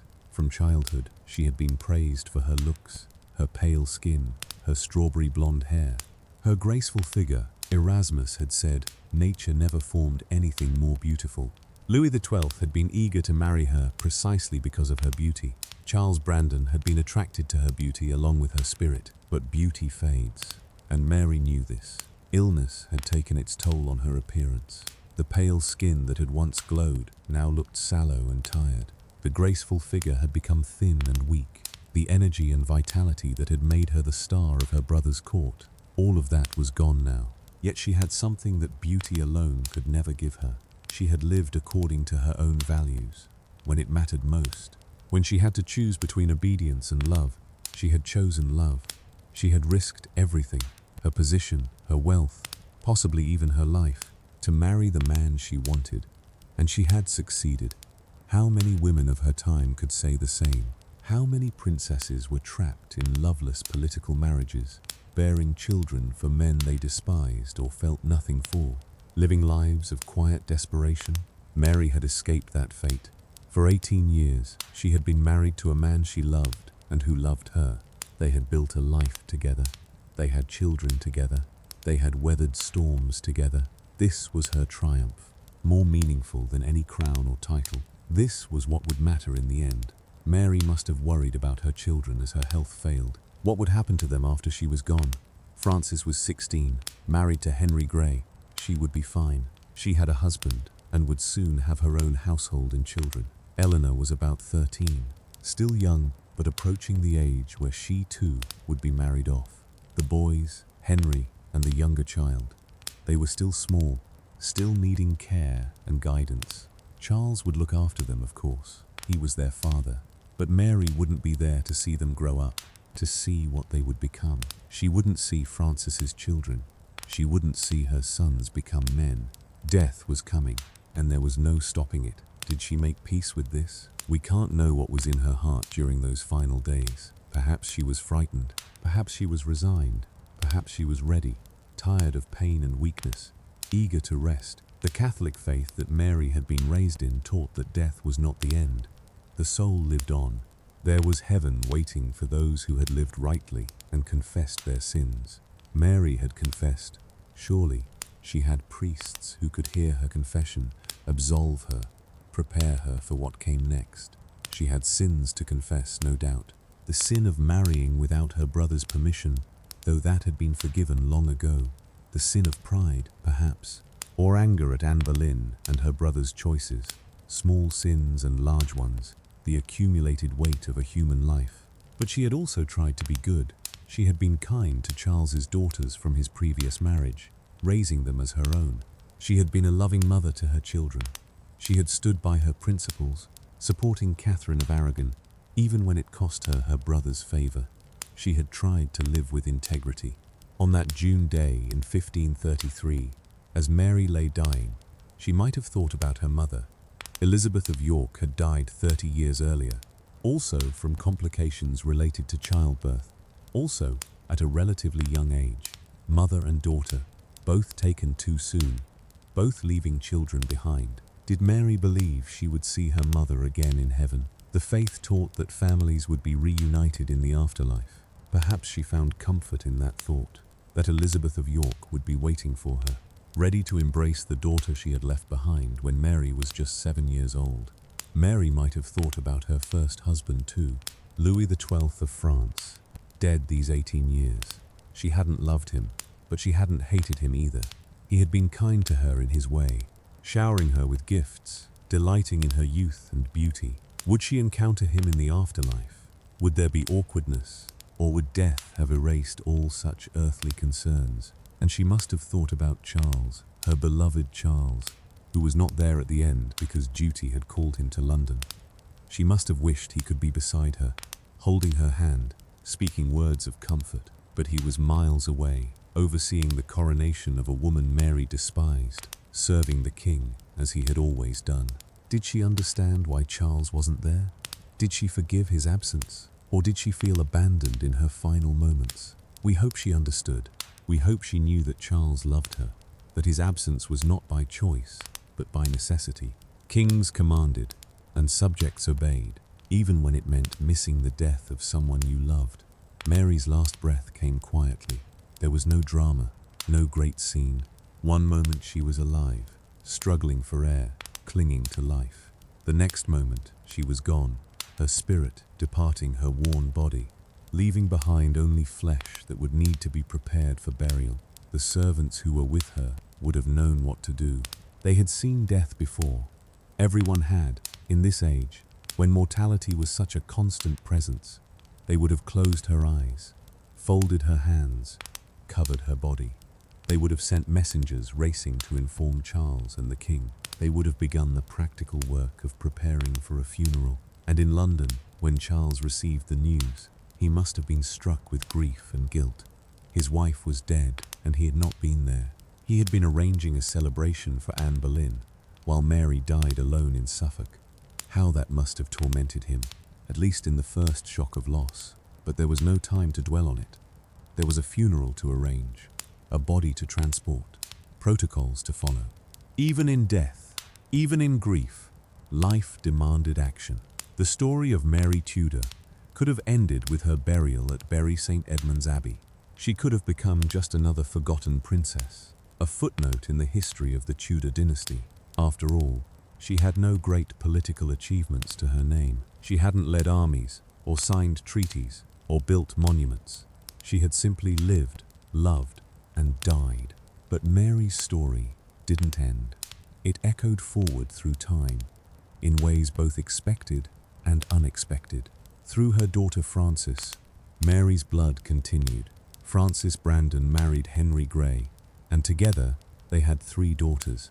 The eldest was named Jane, Lady Jane Grey, who would become one of the most tragic figures in English history. Jane was brilliant, educated far beyond what was typical for girls of her time. She read Latin and Greek. She studied theology and philosophy. She was serious and devout, committed to the Protestant faith that was spreading through England. When King Henry VIII died in 1547, he was succeeded by his son, Edward VI, the boy he had wanted so desperately, born to his third wife, Jane Seymour. But Edward was sickly, and in 1553, at just 15 years old, he died without children of his own. The succession should have passed to Henry's eldest daughter, Mary Tudor, the one named after our Mary, the one who had been declared illegitimate during the conflict over Anne Boleyn. But Edward and his advisors didn't want the Catholic Mary to become queen. They wanted to keep England Protestant, so they hatched a plan. They would make Lady Jane Grey the queen instead. She was Henry VIII's great niece, descended from his sister Mary Tudor through Frances Brandon. She was Protestant. She was young and could be controlled. Jane was horrified when she learned what they intended. She didn't want to be queen. She knew the plan was wrong, but she was forced to accept the crown anyway, trapped by the ambitions of the men around her. She was queen for 9 days, just 9 days, before the country rose up in support of Mary Tudor, the rightful heir. Jane was deposed, arrested, and eventually executed for treason. She was 17 years old. Think about this for a moment. Mary Tudor, who married for love and defied royal protocol, became the grandmother of a girl who was used as a pawn and killed for political convenience. The very thing Mary had fought against, being treated as an object to be moved around a chessboard by powerful men, had happened to her granddaughter in the most terrible way possible. There's a bitter irony in this. Mary had tried to escape the fate of being a political tool.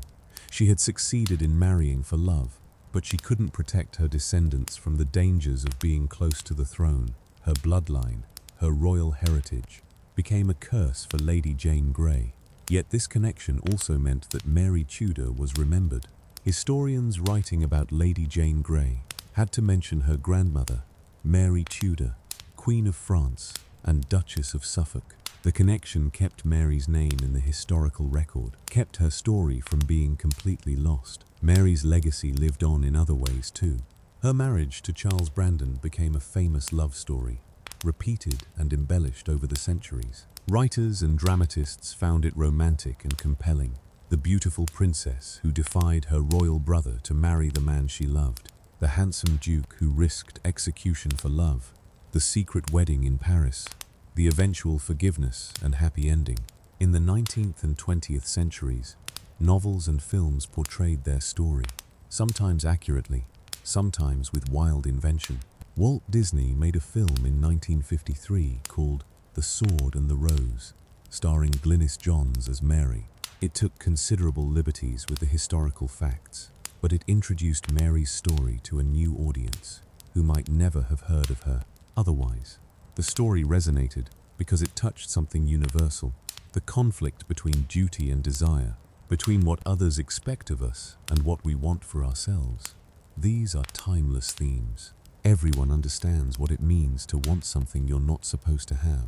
Everyone knows what it's like to face pressure from family, to make the right choice instead of the choice your heart demands. Mary's story said that sometimes, just sometimes, you can fight for what you want and win. Yes, there will be consequences. Yes, you might have to pay a price. But it's possible to claim your own happiness, even in a world designed to deny it to you. This message had particular power for women, who throughout history have been told to be obedient, to accept the marriages and lives chosen for them, to put duty above all else. Mary showed that rebellion was possible. She showed that a woman could have agency, could make decisions, could shape her own fate. Even a woman born into a world that gave her almost no power at all. Of course, we have to be careful not to romanticize too much. Mary was incredibly privileged. She was a princess, a king's daughter and sister. She had resources and connections that ordinary women could never dream of. When she defied her brother, she knew that her royal blood protected her from the worst consequences. She couldn't be executed, not really, because she was too valuable, too important. An ordinary woman who married without permission, who defied male authority in the way Mary did. That woman might have been beaten, imprisoned, disowned, left destitute. Mary paid with money and with temporary estrangement from her brother, but she kept her life and eventually her position. So her story isn't exactly a story of universal female empowerment. It's more specific than that. It's the story of a privileged woman who used her privilege strategically to get what she wanted. But even understanding this, there's still something admirable about her choice. She could have simply accepted whatever marriage her brother arranged for her after Louis died. She could have been passive and obedient. Instead, she acted boldly, taking a huge risk to secure her own happiness. Mary's story also tells us something about the nature of power in the Tudor period. We often think of Henry VIII as an absolute monarch, a king who did whatever he wanted and destroyed anyone who opposed him. And to a large extent, this is true. He executed 2 of his wives, numerous nobles, and countless others who displeased him. But he didn't punish Mary and Charles with the full force of his power. Yes, he was angry. Yes, he made them pay an enormous fine. But he forgave them. He allowed them to remain at court. Charles continued to be his friend and advisor. Mary remained his beloved sister. This shows that even absolute monarchs had emotional attachments that complicated their exercise of power. Henry loved Mary. That love meant something. It created a boundary that his anger couldn't cross. He couldn't bring himself to truly destroy her, no matter what she had done. This is humanizing, in a way. It reminds us that historical figures were people with feelings, not just names in books playing out predetermined roles. Henry was capable of terrible cruelty, but he was also capable of love and forgiveness. Both things were true at the same time. Mary's religious stance in her final years also echoes forward. Her support for Catherine of Aragon, her opposition to Anne Boleyn, her clear Catholic sympathies. These positioned her on what would become the losing side of England's religious transformation. Henry broke with Rome. England became Protestant, at least officially. The monasteries were dissolved. The old ways were swept away. But Mary never lived to see the full extent of these changes. She died in 1533, right at the beginning of the religious upheaval. She didn't have to watch the dissolution of the abbey where she would be buried. She didn't have to witness the executions of Thomas More and John Fisher and others who refused to accept Henry's supremacy over the church. She didn't have to see England torn apart by religious conflict. In a strange way, dying when she did was a mercy. She was spared the worst of what was to come. After Mary's burial at Bury St Edmund's Abbey, her remains rested there peacefully for years. But when Henry VIII dissolved the monasteries in the late 1530s, the abbey was destroyed. The monks were driven out. The buildings were torn down. The wealth was seized by the crown. Mary's grave survived this destruction, but barely. Eventually, her body was moved to St Mary's Church in Bury St Edmunds, where it remains to this day. The church is still standing, still active, still a place where people worship and pray.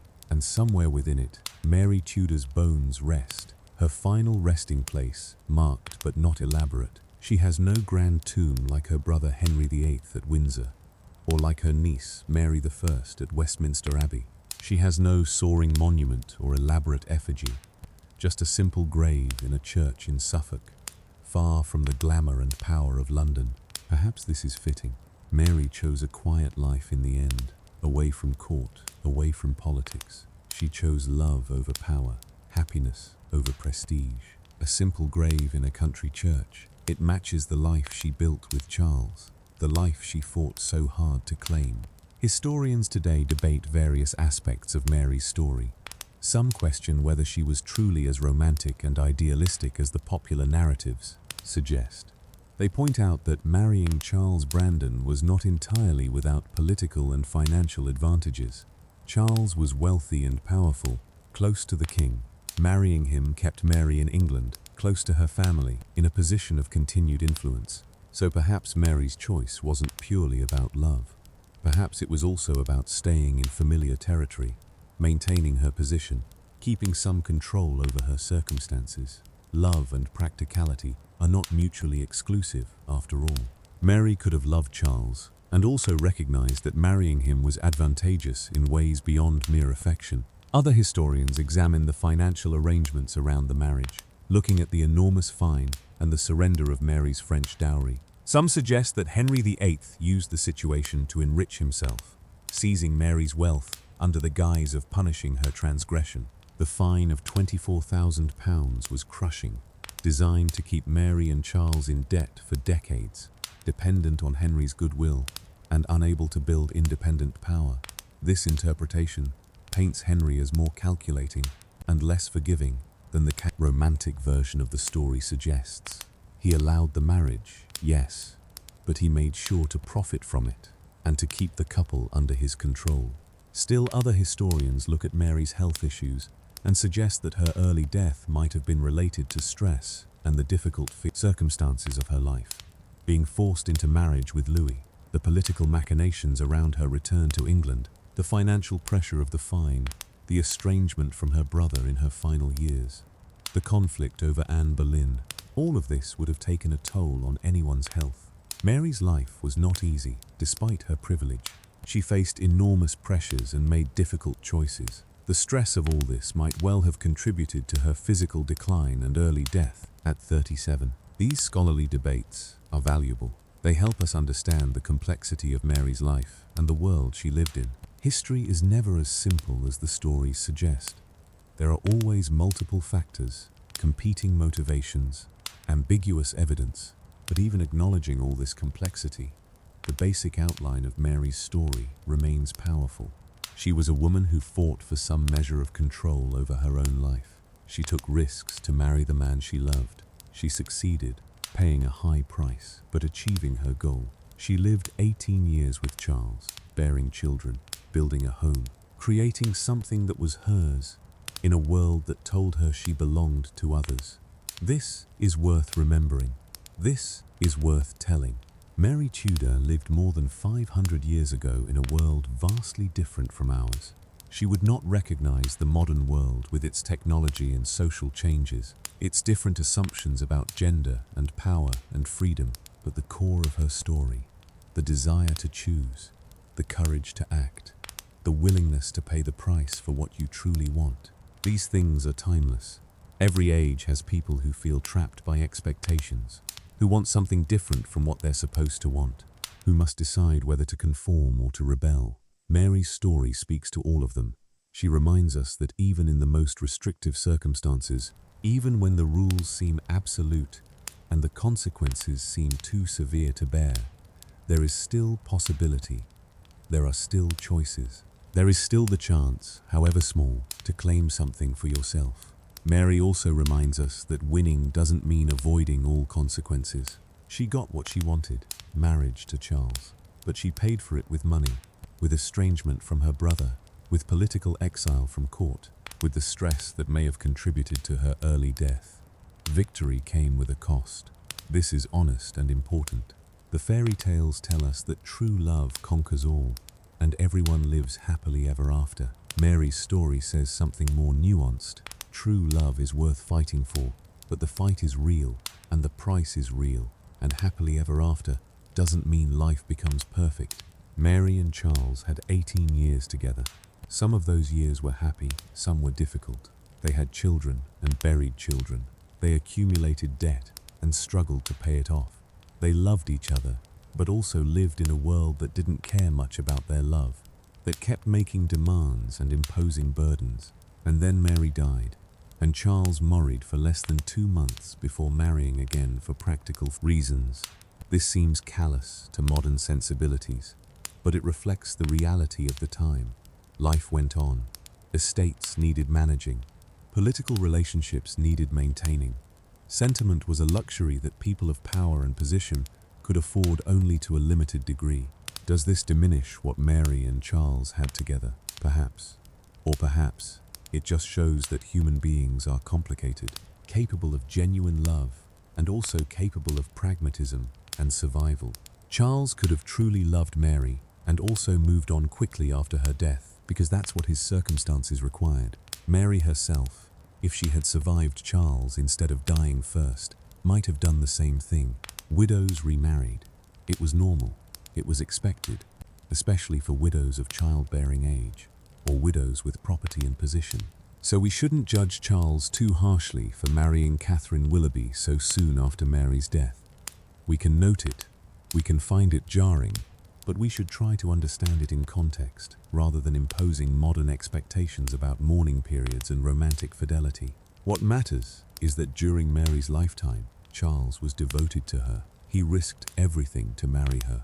He stayed with her through scandal and debt and difficulty. He gave her children and companionship and love. And when she died, he ensured she had a proper funeral, that she was buried with dignity, that her memory was honored. That's what we should remember about Charles Brandon. Not what he did after Mary died, but what he did while she lived. The relationship between Mary Tudor and her brother Henry VIII deserves deeper reflection as we consider her legacy. Theirs was one of the most important bonds in her life, shaping her childhood, her opportunities, and ultimately her choices. As children, they had been genuinely close. They shared the same energetic temperament, the same love of music and dancing, the same stubborn will. When their mother died and their world was plunged into grief, they had each other. When Mary was sent to France to marry Louis, Henry had promised her that her next marriage could be her choice. Whether he meant it sincerely or was simply saying what he needed to say, we can't know. But the promise was made, and when Mary defied him by marrying Charles in secret, Henry's anger was real, but so was his eventual forgiveness. He could have destroyed them both. He chose not to. This choice reveals something about the depth of his feeling for his sister, but the bond frayed over time. The conflict over Catherine of Aragon and Anne Boleyn drove a wedge between them that never fully healed. Mary's opposition to Henry's great matter, his quest to divorce Catherine and marry Anne, put them on opposite sides of a divide that was widening into a chasm. Mary died in 1533, still estranged from her brother, though they had exchanged letters and maintained some contact. Henry ordered requiem masses for her and arranged her funeral, showing that he still cared, but they never reconciled in person. There was no final meeting, no last conversation where they might have found their way back to the closeness they had shared as children. This is one of the sadder aspects of Mary's story. She and Henry had loved each other deeply, and that love had sustained them through the losses of their childhood. But politics and religion and power had pulled them apart. By the time Mary died, they were brother and sister in blood, but no longer truly close in spirit. Henry would go on to have a long and tumultuous reign. He would marry 6 times in total. He would execute 2 of those wives. He would break definitively with Rome and establish the Church of England with himself at its head. He would dissolve the monasteries and seize their wealth. He would become one of the most famous and infamous kings in English history. But in all those years after Mary's death, did he think of her? Did he remember their childhood together, dancing in the palace halls? Did he remember her wedding to Louis, when she had left England looking so unhappy? Did he remember the scandal of her secret marriage to Charles, and his own decision to forgive rather than punish? We have no record of Henry's private thoughts about his sister, but we can imagine that sometimes, perhaps in quiet moments, he remembered. Perhaps he felt regret that they had grown apart. Perhaps he missed the girl who had been his companion and friend.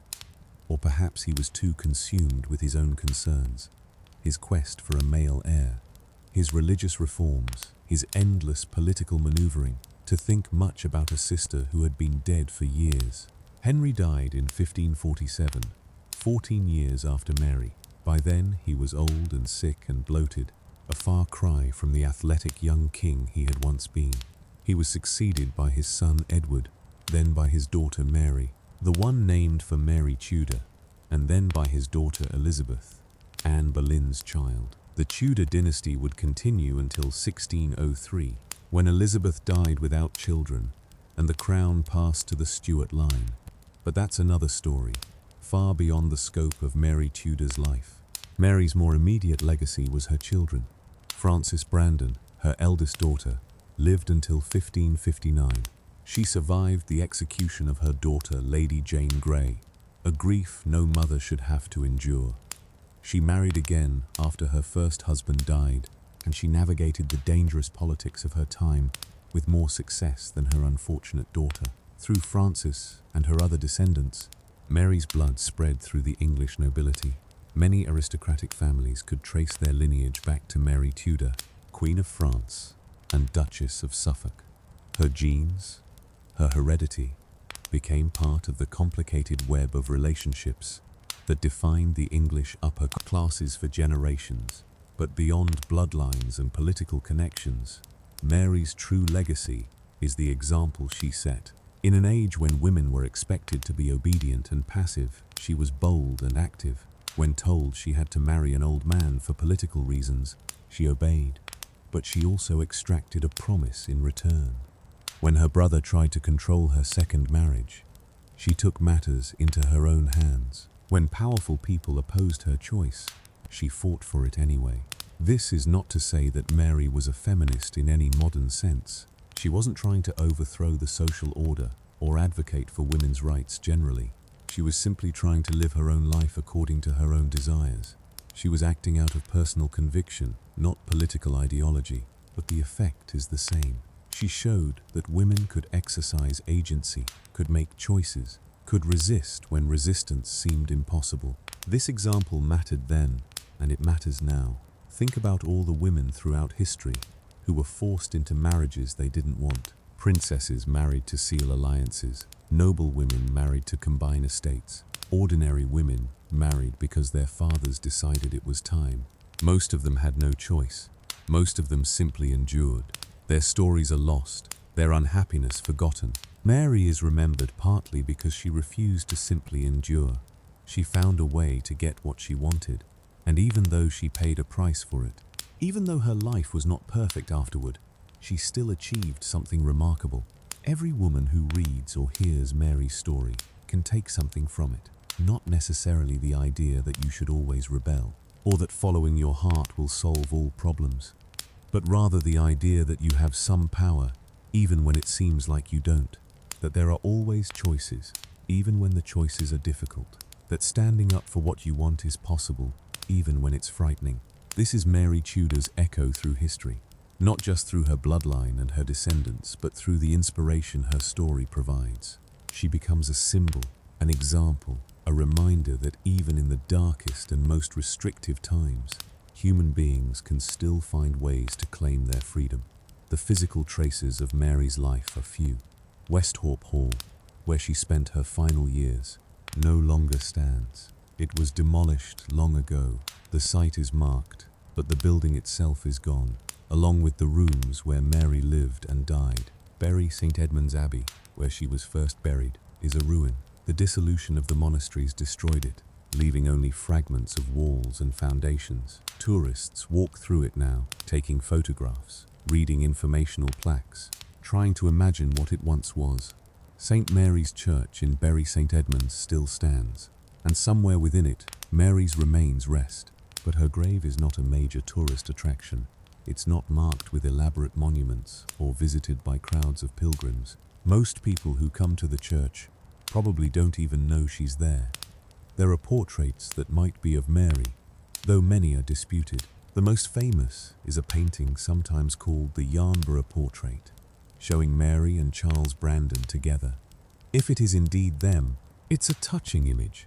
The couple who fought so hard to be together, captured in paint, their hands joined, their faces calm and dignified. But scholars debate whether it really shows Mary and Charles, or whether it depicts someone else entirely. Portraits from this period are often mislabeled or misidentified. Without definitive documentation, we can't always be certain who we're looking at. So even Mary's face is uncertain. We know she was considered beautiful. We know she had pale skin and strawberry blonde hair. But exactly what she looked like, the precise features, the expression in her eyes, the set of her mouth, these details are lost to time. In some ways, this is appropriate. Mary's story is not really about her physical appearance. Despite all the contemporary comments about her beauty, it's about her choices and her courage. It's about the life she lived and the love she fought for. These things don't depend on knowing exactly what she looked like. We can imagine her as we wish. Beautiful, yes, but also spirited and strong-willed and determined. Capable of tears and also capable of bold action, loving and loyal and fierce in defense of what she believed was right. This imagined Mary Tudor is probably as close to the truth as any portrait could give us, because the essence of a person is not in their physical features, but in their character, their choices, their impact on the world around them. And Mary's impact, though quiet and often overlooked, was real. She was Queen of France for 82 days, but that brief queenship connected England and France in a small way, a personal link between two kingdoms that were so often at war. She was the Duchess of Suffolk for 18 years, and during that time she shaped her household, raised her children, influenced her community in Suffolk. She was a supporter of Kavrin of Aragon. When support for Kavrin was becoming dangerous, she stood by her principles even when it cost her relationship with her brother. This moral courage matters, even though it didn't change the course of history. She was a mother to 4 children who survived infancy, and a stepmother to Charles's daughters from his previous marriage. Through her maternal care and influence, she shaped the next generation, including the grandmother of the tragic Lady Jane Grey, and she was a symbol of love triumphing over duty, of personal choice in an age of arranged marriages, of a woman claiming some control over her own fate. These things ripple outward through time in ways we can't fully measure. Every person whose life Mary touched was changed by her, and those people touched others, and so on through generations. The chain of influence extends forward to the present day, invisible but real. We are all shaped by history, by the choices people made hundreds of years ago, and some small part of who we are today was influenced by Mary Tudor, by her decision to marry for love, by her willingness to pay the price for that choice, by her courage in the face of powerful opposition. This is how history works, not just through great battles and treaties and constitutional changes, but through individual human choices that echo forward through time, shaping the world in subtle but meaningful ways. Mary Tudor made her choice. She married Charles Brandon.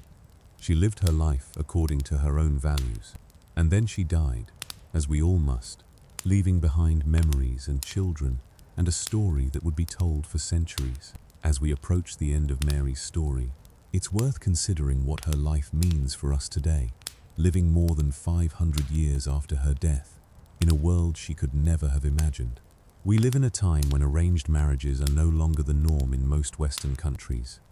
We believe, at least in principle, that people should be free to marry whom they choose. Love matches are not scandalous but expected. The idea that a king could force his sister to marry an elderly foreign monarch for political reasons seems barbaric to modern sensibilities. So in some ways, Mary's struggle is not our struggle. We have freedoms she could barely imagine. We can choose our own partners, control our own lives, make decisions without needing royal permission. But in other ways, her struggle is universal and timeless. The conflict between what we want and what others expect of us, between following our hearts and meeting our obligations, between being true to ourselves and maintaining important relationships. These conflicts are still very much with us. People today still face pressure from family to make certain choices, to pursue certain careers, to marry certain people, to live in certain places, to maintain certain traditions. The pressure may not come with the force of royal command, but it's real and it's powerful. And people today still have to decide whether to conform or to rebel, whether to do what will make others happy or what will make themselves happy, whether to keep the peace or to fight for what they want. Mary's example says that fighting for what you want is possible, even when it seems impossible, that the price may be high, but it might be worth paying, that you can claim your own life, even when powerful forces are trying to control it. This message resonates across the centuries. It speaks to anyone who has ever felt trapped, who has ever been told they can't have what they want, who has ever had to choose between pleasing others and pleasing themselves. Of course, Mary's story also contains warnings. Her relationship with her brother never fully recovered from her defiance. The financial burden she and Charles carried for the rest of their lives was crushing. The stress of the conflict may have contributed to her early death. These are not small consequences. So the lesson is not rebel against all authority and everything will work out fine. The lesson is more nuanced. You can fight for what you want, but understand that there will be consequences, and you must be willing to accept them. This is mature wisdom, the kind that only comes from really grappling with difficult choices. Easy answers don't help anyone. The truth is that life is complicated. Choices have costs, and we have to weigh those costs against the benefits and decide what we can live with. Mary decided she could live with debt and estrangement from her brother if it meant being married to Charles. That was her calculation, her choice. Someone else might have made a different choice, valuing family harmony over romantic love, accepting a political marriage to maintain peace and position. Neither choice is objectively right or wrong. They're simply different, reflecting different values and priorities. Mary's choice was right for her. That's what matters. This respect for individual choice and individual values is something modern readers can appreciate. We understand that different people want different things, that there's no single right way to live a life. We value autonomy and self-determination. Mary Tudor, living 500 years ago in a world of rigid hierarchies and limited options for women, fought for her autonomy and self-determination. She didn't use those words. They weren't part of her vocabulary, but she lived those principles as best she could within the constraints of her time. And that's inspiring, regardless of the specific circumstances. The human drive for freedom, for choice, for living according to your own values rather than someone else's dictates. This drive transcends time and culture. It connects us to Mary across the vast gulf of centuries. When we read her story, we recognize something of ourselves in her. We see our own struggles reflected in her struggles, even though the details are so different.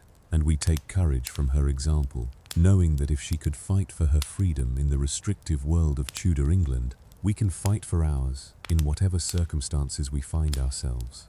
This is why history matters, not just as a record of dates and events, but as a collection of human stories that teach us about ourselves and our possibilities. Mary Tudor's story is one thread in the vast tapestry of human history, but it's a bright thread, a golden thread, worth following and remembering. In the end, what do we know about Mary Tudor? We know she was born a princess in 1496, the youngest surviving daughter of Henry VII and Elizabeth of York. We know she was beautiful, educated, accomplished in music and languages.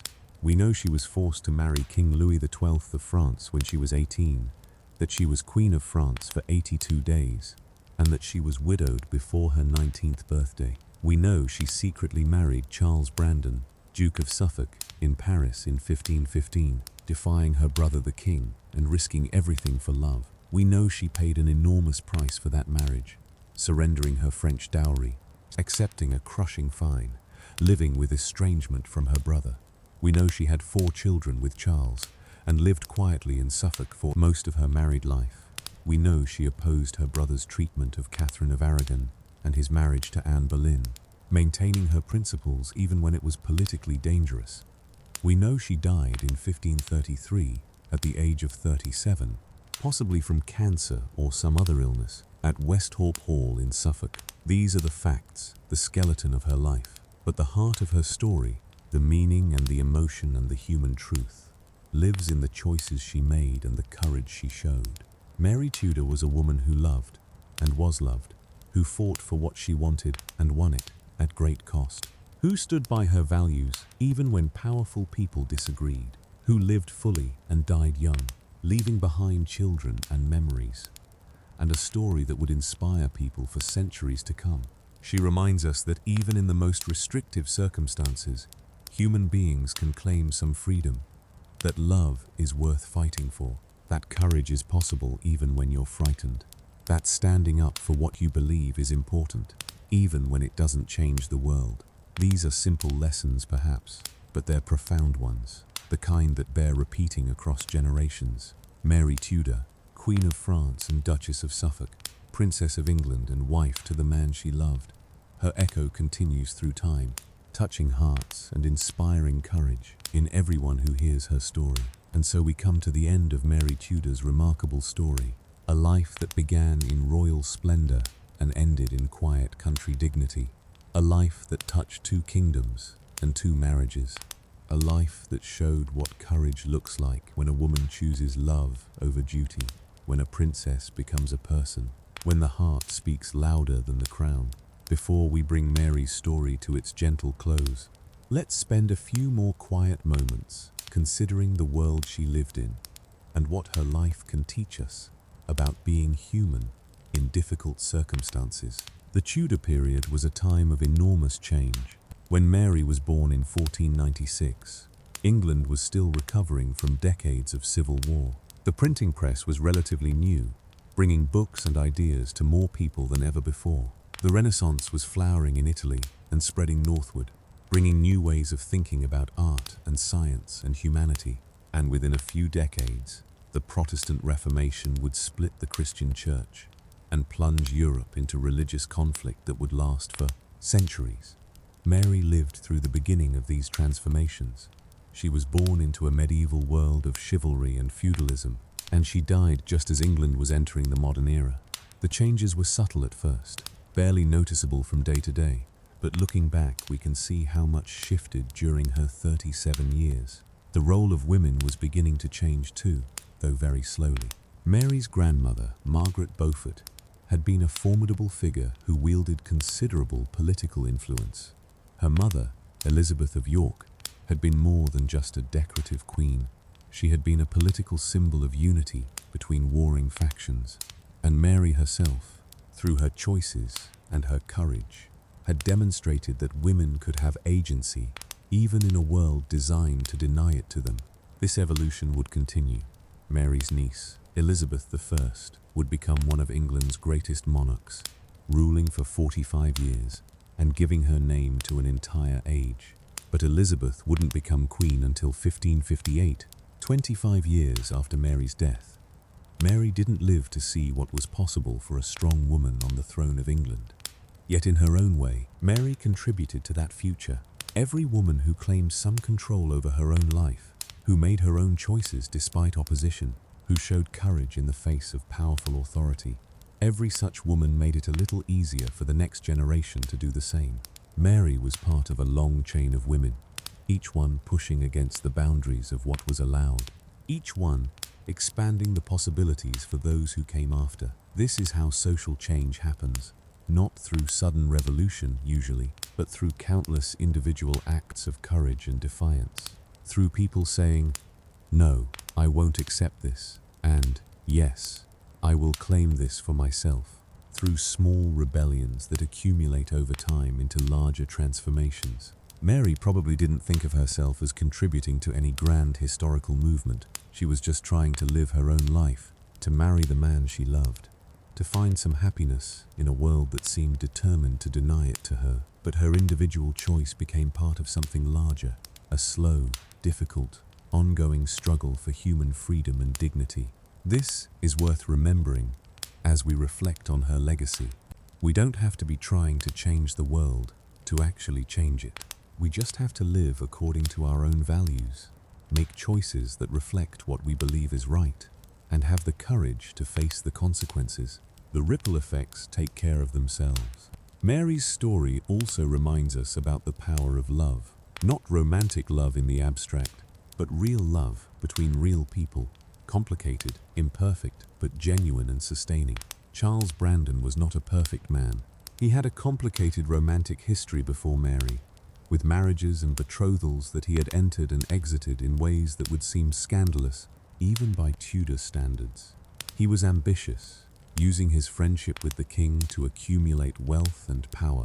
And after Mary died, he remarried quickly for practical reasons, choosing a 14-year-old heiress to secure his estates.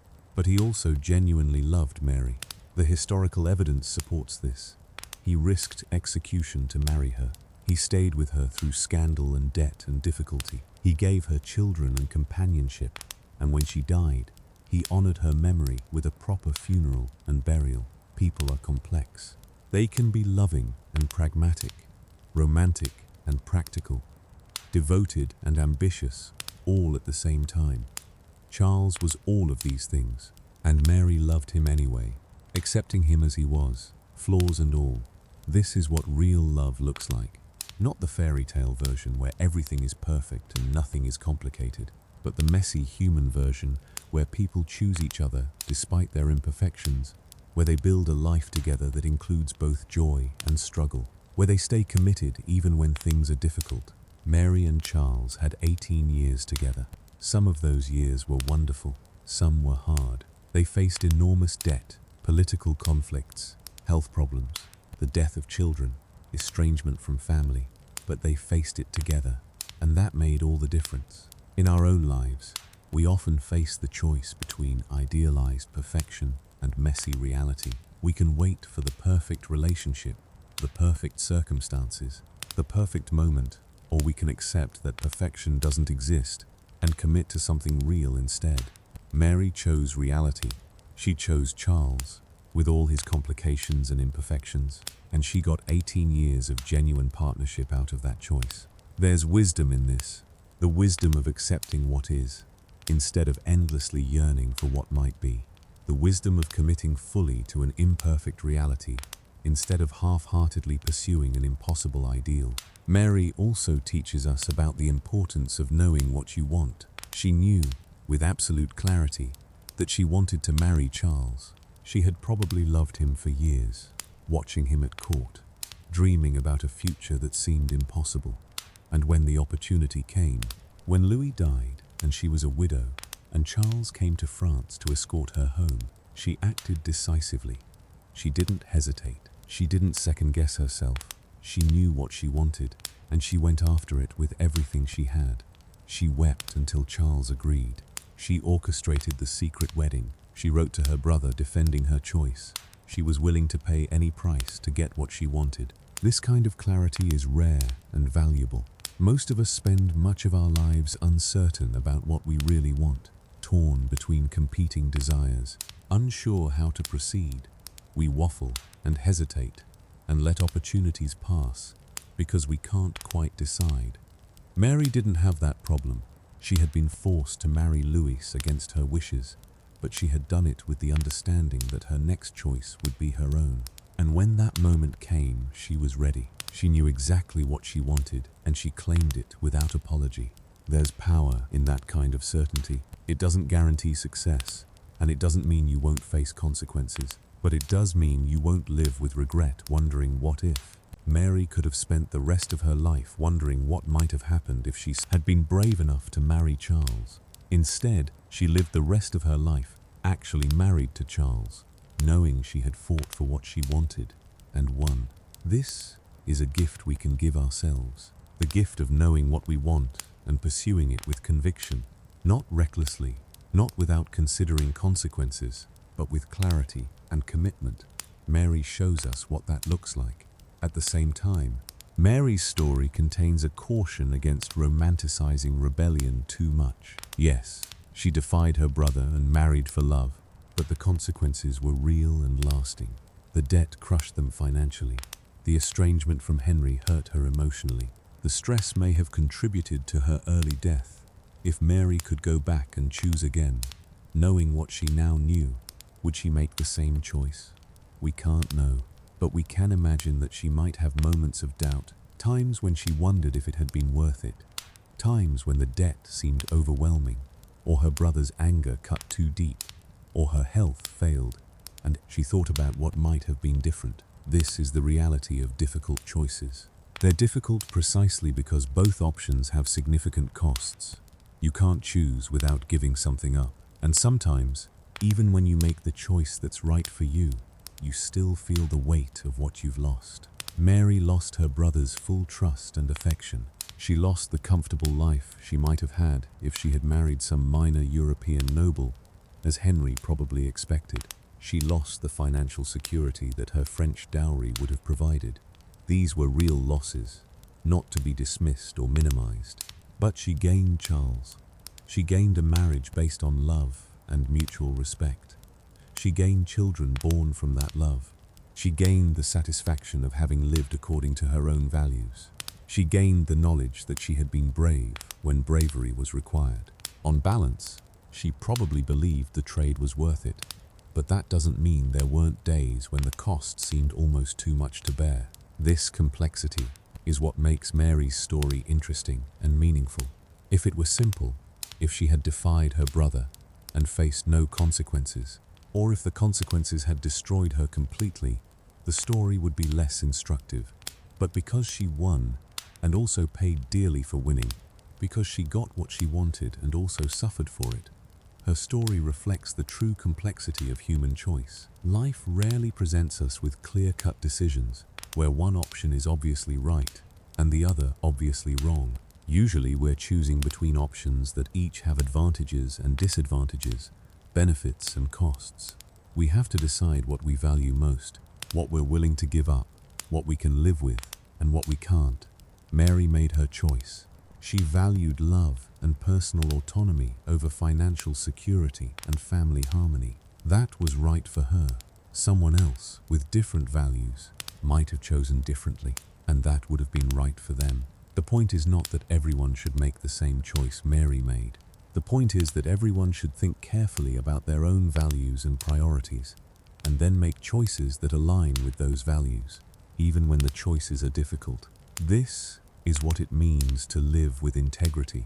Not to be perfect, not to never make mistakes, but to act in accordance with your deepest beliefs about what matters. Mary did this, and whether or not we would make the same choices she did, we can admire her for having the courage to live according to her own conscience. Let's return, for a moment, to that room at Westhorpe Hall, where Mary died in June of 1533. Let's imagine the scene one more time, with compassion and care. A woman lies in bed, her strawberry blonde hair now thin and dull, her pale skin sallow with illness.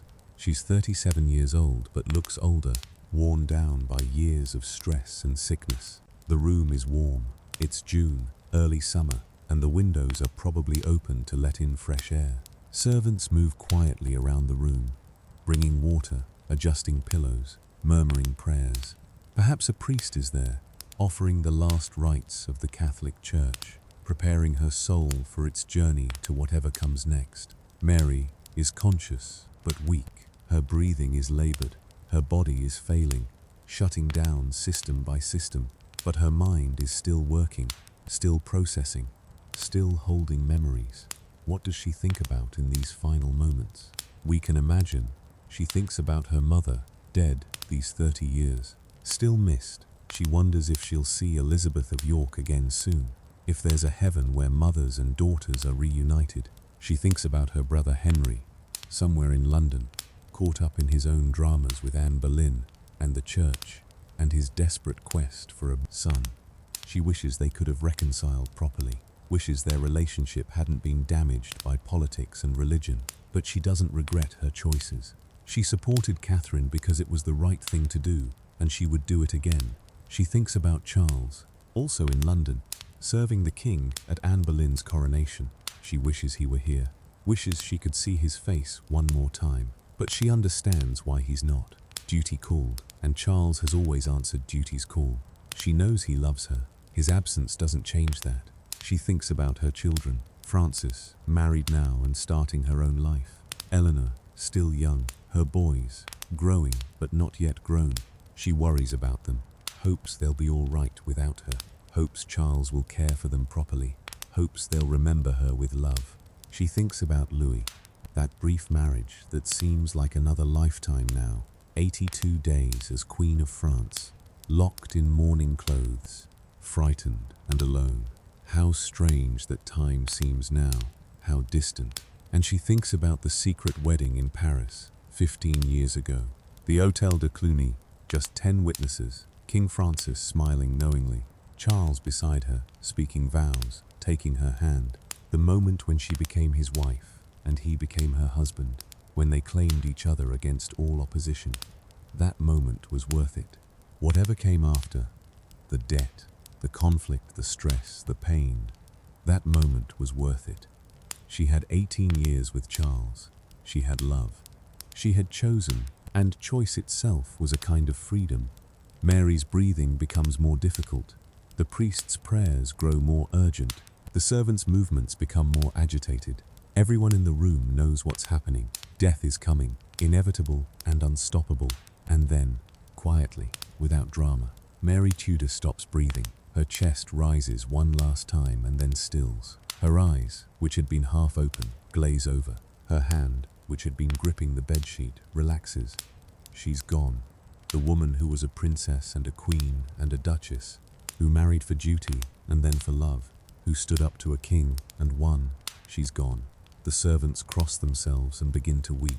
The priest completes his prayers, commending her soul to God. Someone goes to write the letters that will carry the news to London, to Charles, to Henry, to the court. And in that room in Suffolk, Mary Tudor's body lies still, her spirit departed, her life complete.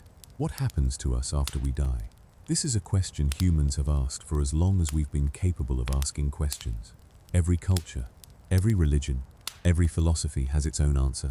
The Catholic faith that Mary was raised in taught that the soul lives on after the body dies, that there is judgment, heaven, hell, purgatory, that prayers from the living can help the souls of the dead, that someday there will be a resurrection when body and soul are reunited and the dead rise again. Did Mary believe this? Almost certainly. She had been raised in a deeply Catholic world, and although England was beginning its break with Rome at the time of her death, Mary herself had remained loyal to the old faith. She had opposed Henry's religious reforms. She had supported Kavrin of Aragon, who represented continuity with Catholic tradition. So Mary probably faced death, believing that her soul would continue, that she would be judged by God, that heaven awaited if she had lived rightly. This belief would have provided comfort, easing the fear that death naturally brings. But we who live 500 years later, in a more secular age, might think about death differently. Some of us still hold to religious faith and believe in an afterlife. Others believe that death is simply the end, that consciousness ceases and nothing remains. Still others hold to various philosophical or spiritual views that fall somewhere in between. Whatever we believe personally, we can recognize that Mary lives on in a different sense, not through her soul in heaven, but through her impact on history, through the story that continues to be told, through the inspiration she provides to people across the centuries. This kind of immortality, living on through memory and influence, is available to all of us. We don't need to be royalty or make historically significant choices. We just need to live in ways that touch other people's lives, that create ripples that continue forward through time. Mary touched the lives of everyone she knew, her husband, her children, her servants, her friends, the people in Suffolk who saw her occasionally. Each of those people was changed, even slightly, by knowing her, and they went on to touch other lives, spreading Mary's influence in ways too subtle to trace, but nonetheless real. This is how we live on, through the people whose lives we touch, through the children we raise and the students we teach, and the friends we support, through the small kindnesses and the large gestures, the words of encouragement and the acts of courage. Mary Tudor's influence has spread through 500 years now, touching millions of people who have heard her story and taken something from it. This conversation we're having right now, this story being told in the quiet darkness as you drift towards sleep, this is part of Mary's continued existence in the world. She lives as long as her story is told and remembered. And what a story it is. A story of courage and love, of defiance and consequence, of a woman who claimed her own life in an age when women's lives belonged to others. A story that reminds us of our own capacity for bravery, our own possibility for choice, our own potential to live according to our deepest values. As we prepare to say goodbye to Mary, let's consider one final question. What would she want us to remember about her? Not the grand titles. Princess of England, Queen of France, Duchess of Suffolk. These were important in her world, but they were also just labels, roles she played, identities imposed from outside. Not even the scandal of her secret marriage, though that's what history often emphasizes. The secret wedding makes for a good story, but it was just one moment in a much longer life. What Mary would probably want us to remember is simpler, and more human. She would want us to remember that she loved and was loved, that she tried to live with integrity, that she cared for her children and stood by her principles, that she was a person, not just a historical figure, someone with hopes and fears and dreams just like anyone else. She would want us to know that being brave doesn't mean not being afraid. It means acting despite fear. She was terrified when she convinced Charles to marry her in secret. She knew the risks, but she acted anyway because what she wanted was more important than her fear. She would want us to understand that choosing yourself doesn't mean being selfish. She chose to marry Charles, yes, but she also fulfilled her duty when it was required. She married Louis first, accepting an unwanted marriage to serve her country's interests. She earned the right to her second choice by meeting her obligations first. She would want us to recognize that standing by your principles has costs, but compromising them has costs too. She paid dearly for opposing Henry's treatment of Kavrin, but she couldn't have lived with herself if she had stayed silent. Some things matter more than comfort or convenience, and she would want us to remember that love, real, imperfect human love, is worth fighting for. Not the fairy tale version, but the messy reality of two people choosing each other and building a life together despite all the obstacles and complications. These are the lessons of Mary Tudor's life. Simple lessons perhaps, but profound ones. The kind that we need to hear over and over because they're so easy to forget in the rush and complexity of daily life. Mary lived 500 years ago, but her story still speaks to us because these truths are timeless. Courage, love, integrity, choice. These things mattered in 1533, and they matter now. They will matter 500 years in the future, when people we can't imagine will be telling Mary's story to new generations in ways we can't predict. This is the true echo, not just through bloodlines and descendants, but through the hearts and minds of everyone who hears the story and finds something meaningful in it. Mary Tudor echoes forward through time, touching souls across the centuries, reminding us all of what's possible when we dare to choose, when we dare to love, when we dare to be fully ourselves. And so we come to the end of Mary Tudor's remarkable story, a life that began in royal splendor and ended in quiet country dignity, a life that touched 2 kingdoms and 2 marriages, a life that showed what courage looks like when a woman chooses love over duty, when a princess becomes a person, when the heart speaks louder than the crown. Mary was born in 1496, a time of nervous peace, after decades of civil war. She died in 1533, just as England was entering a period of religious upheaval that would reshape the nation. She lived through enormous changes and contributed, in her own way, to the slow evolution of what was possible for women. She was beautiful and accomplished, educated and talented, but more than these surface qualities, she was brave and determined. She knew what she wanted, and she fought for it with everything she had. She accepted the consequences of her choices without complaint. She lived according to her values, even when it was difficult. She loved deeply her mother, her brother, her husband, her children.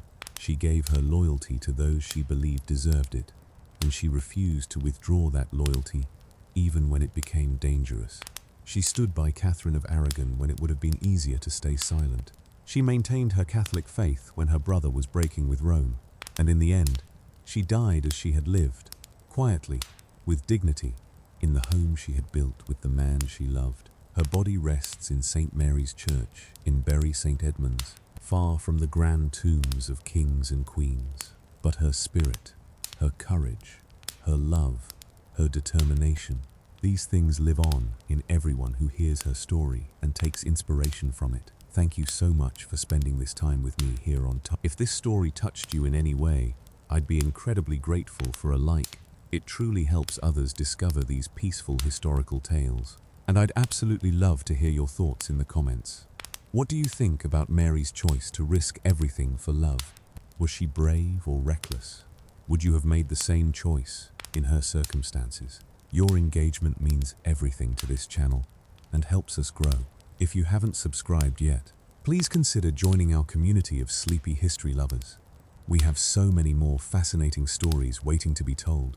more remarkable lives to explore, more gentle journeys through time, each one carefully researched and told with the same care and attention as Mary's. C's story.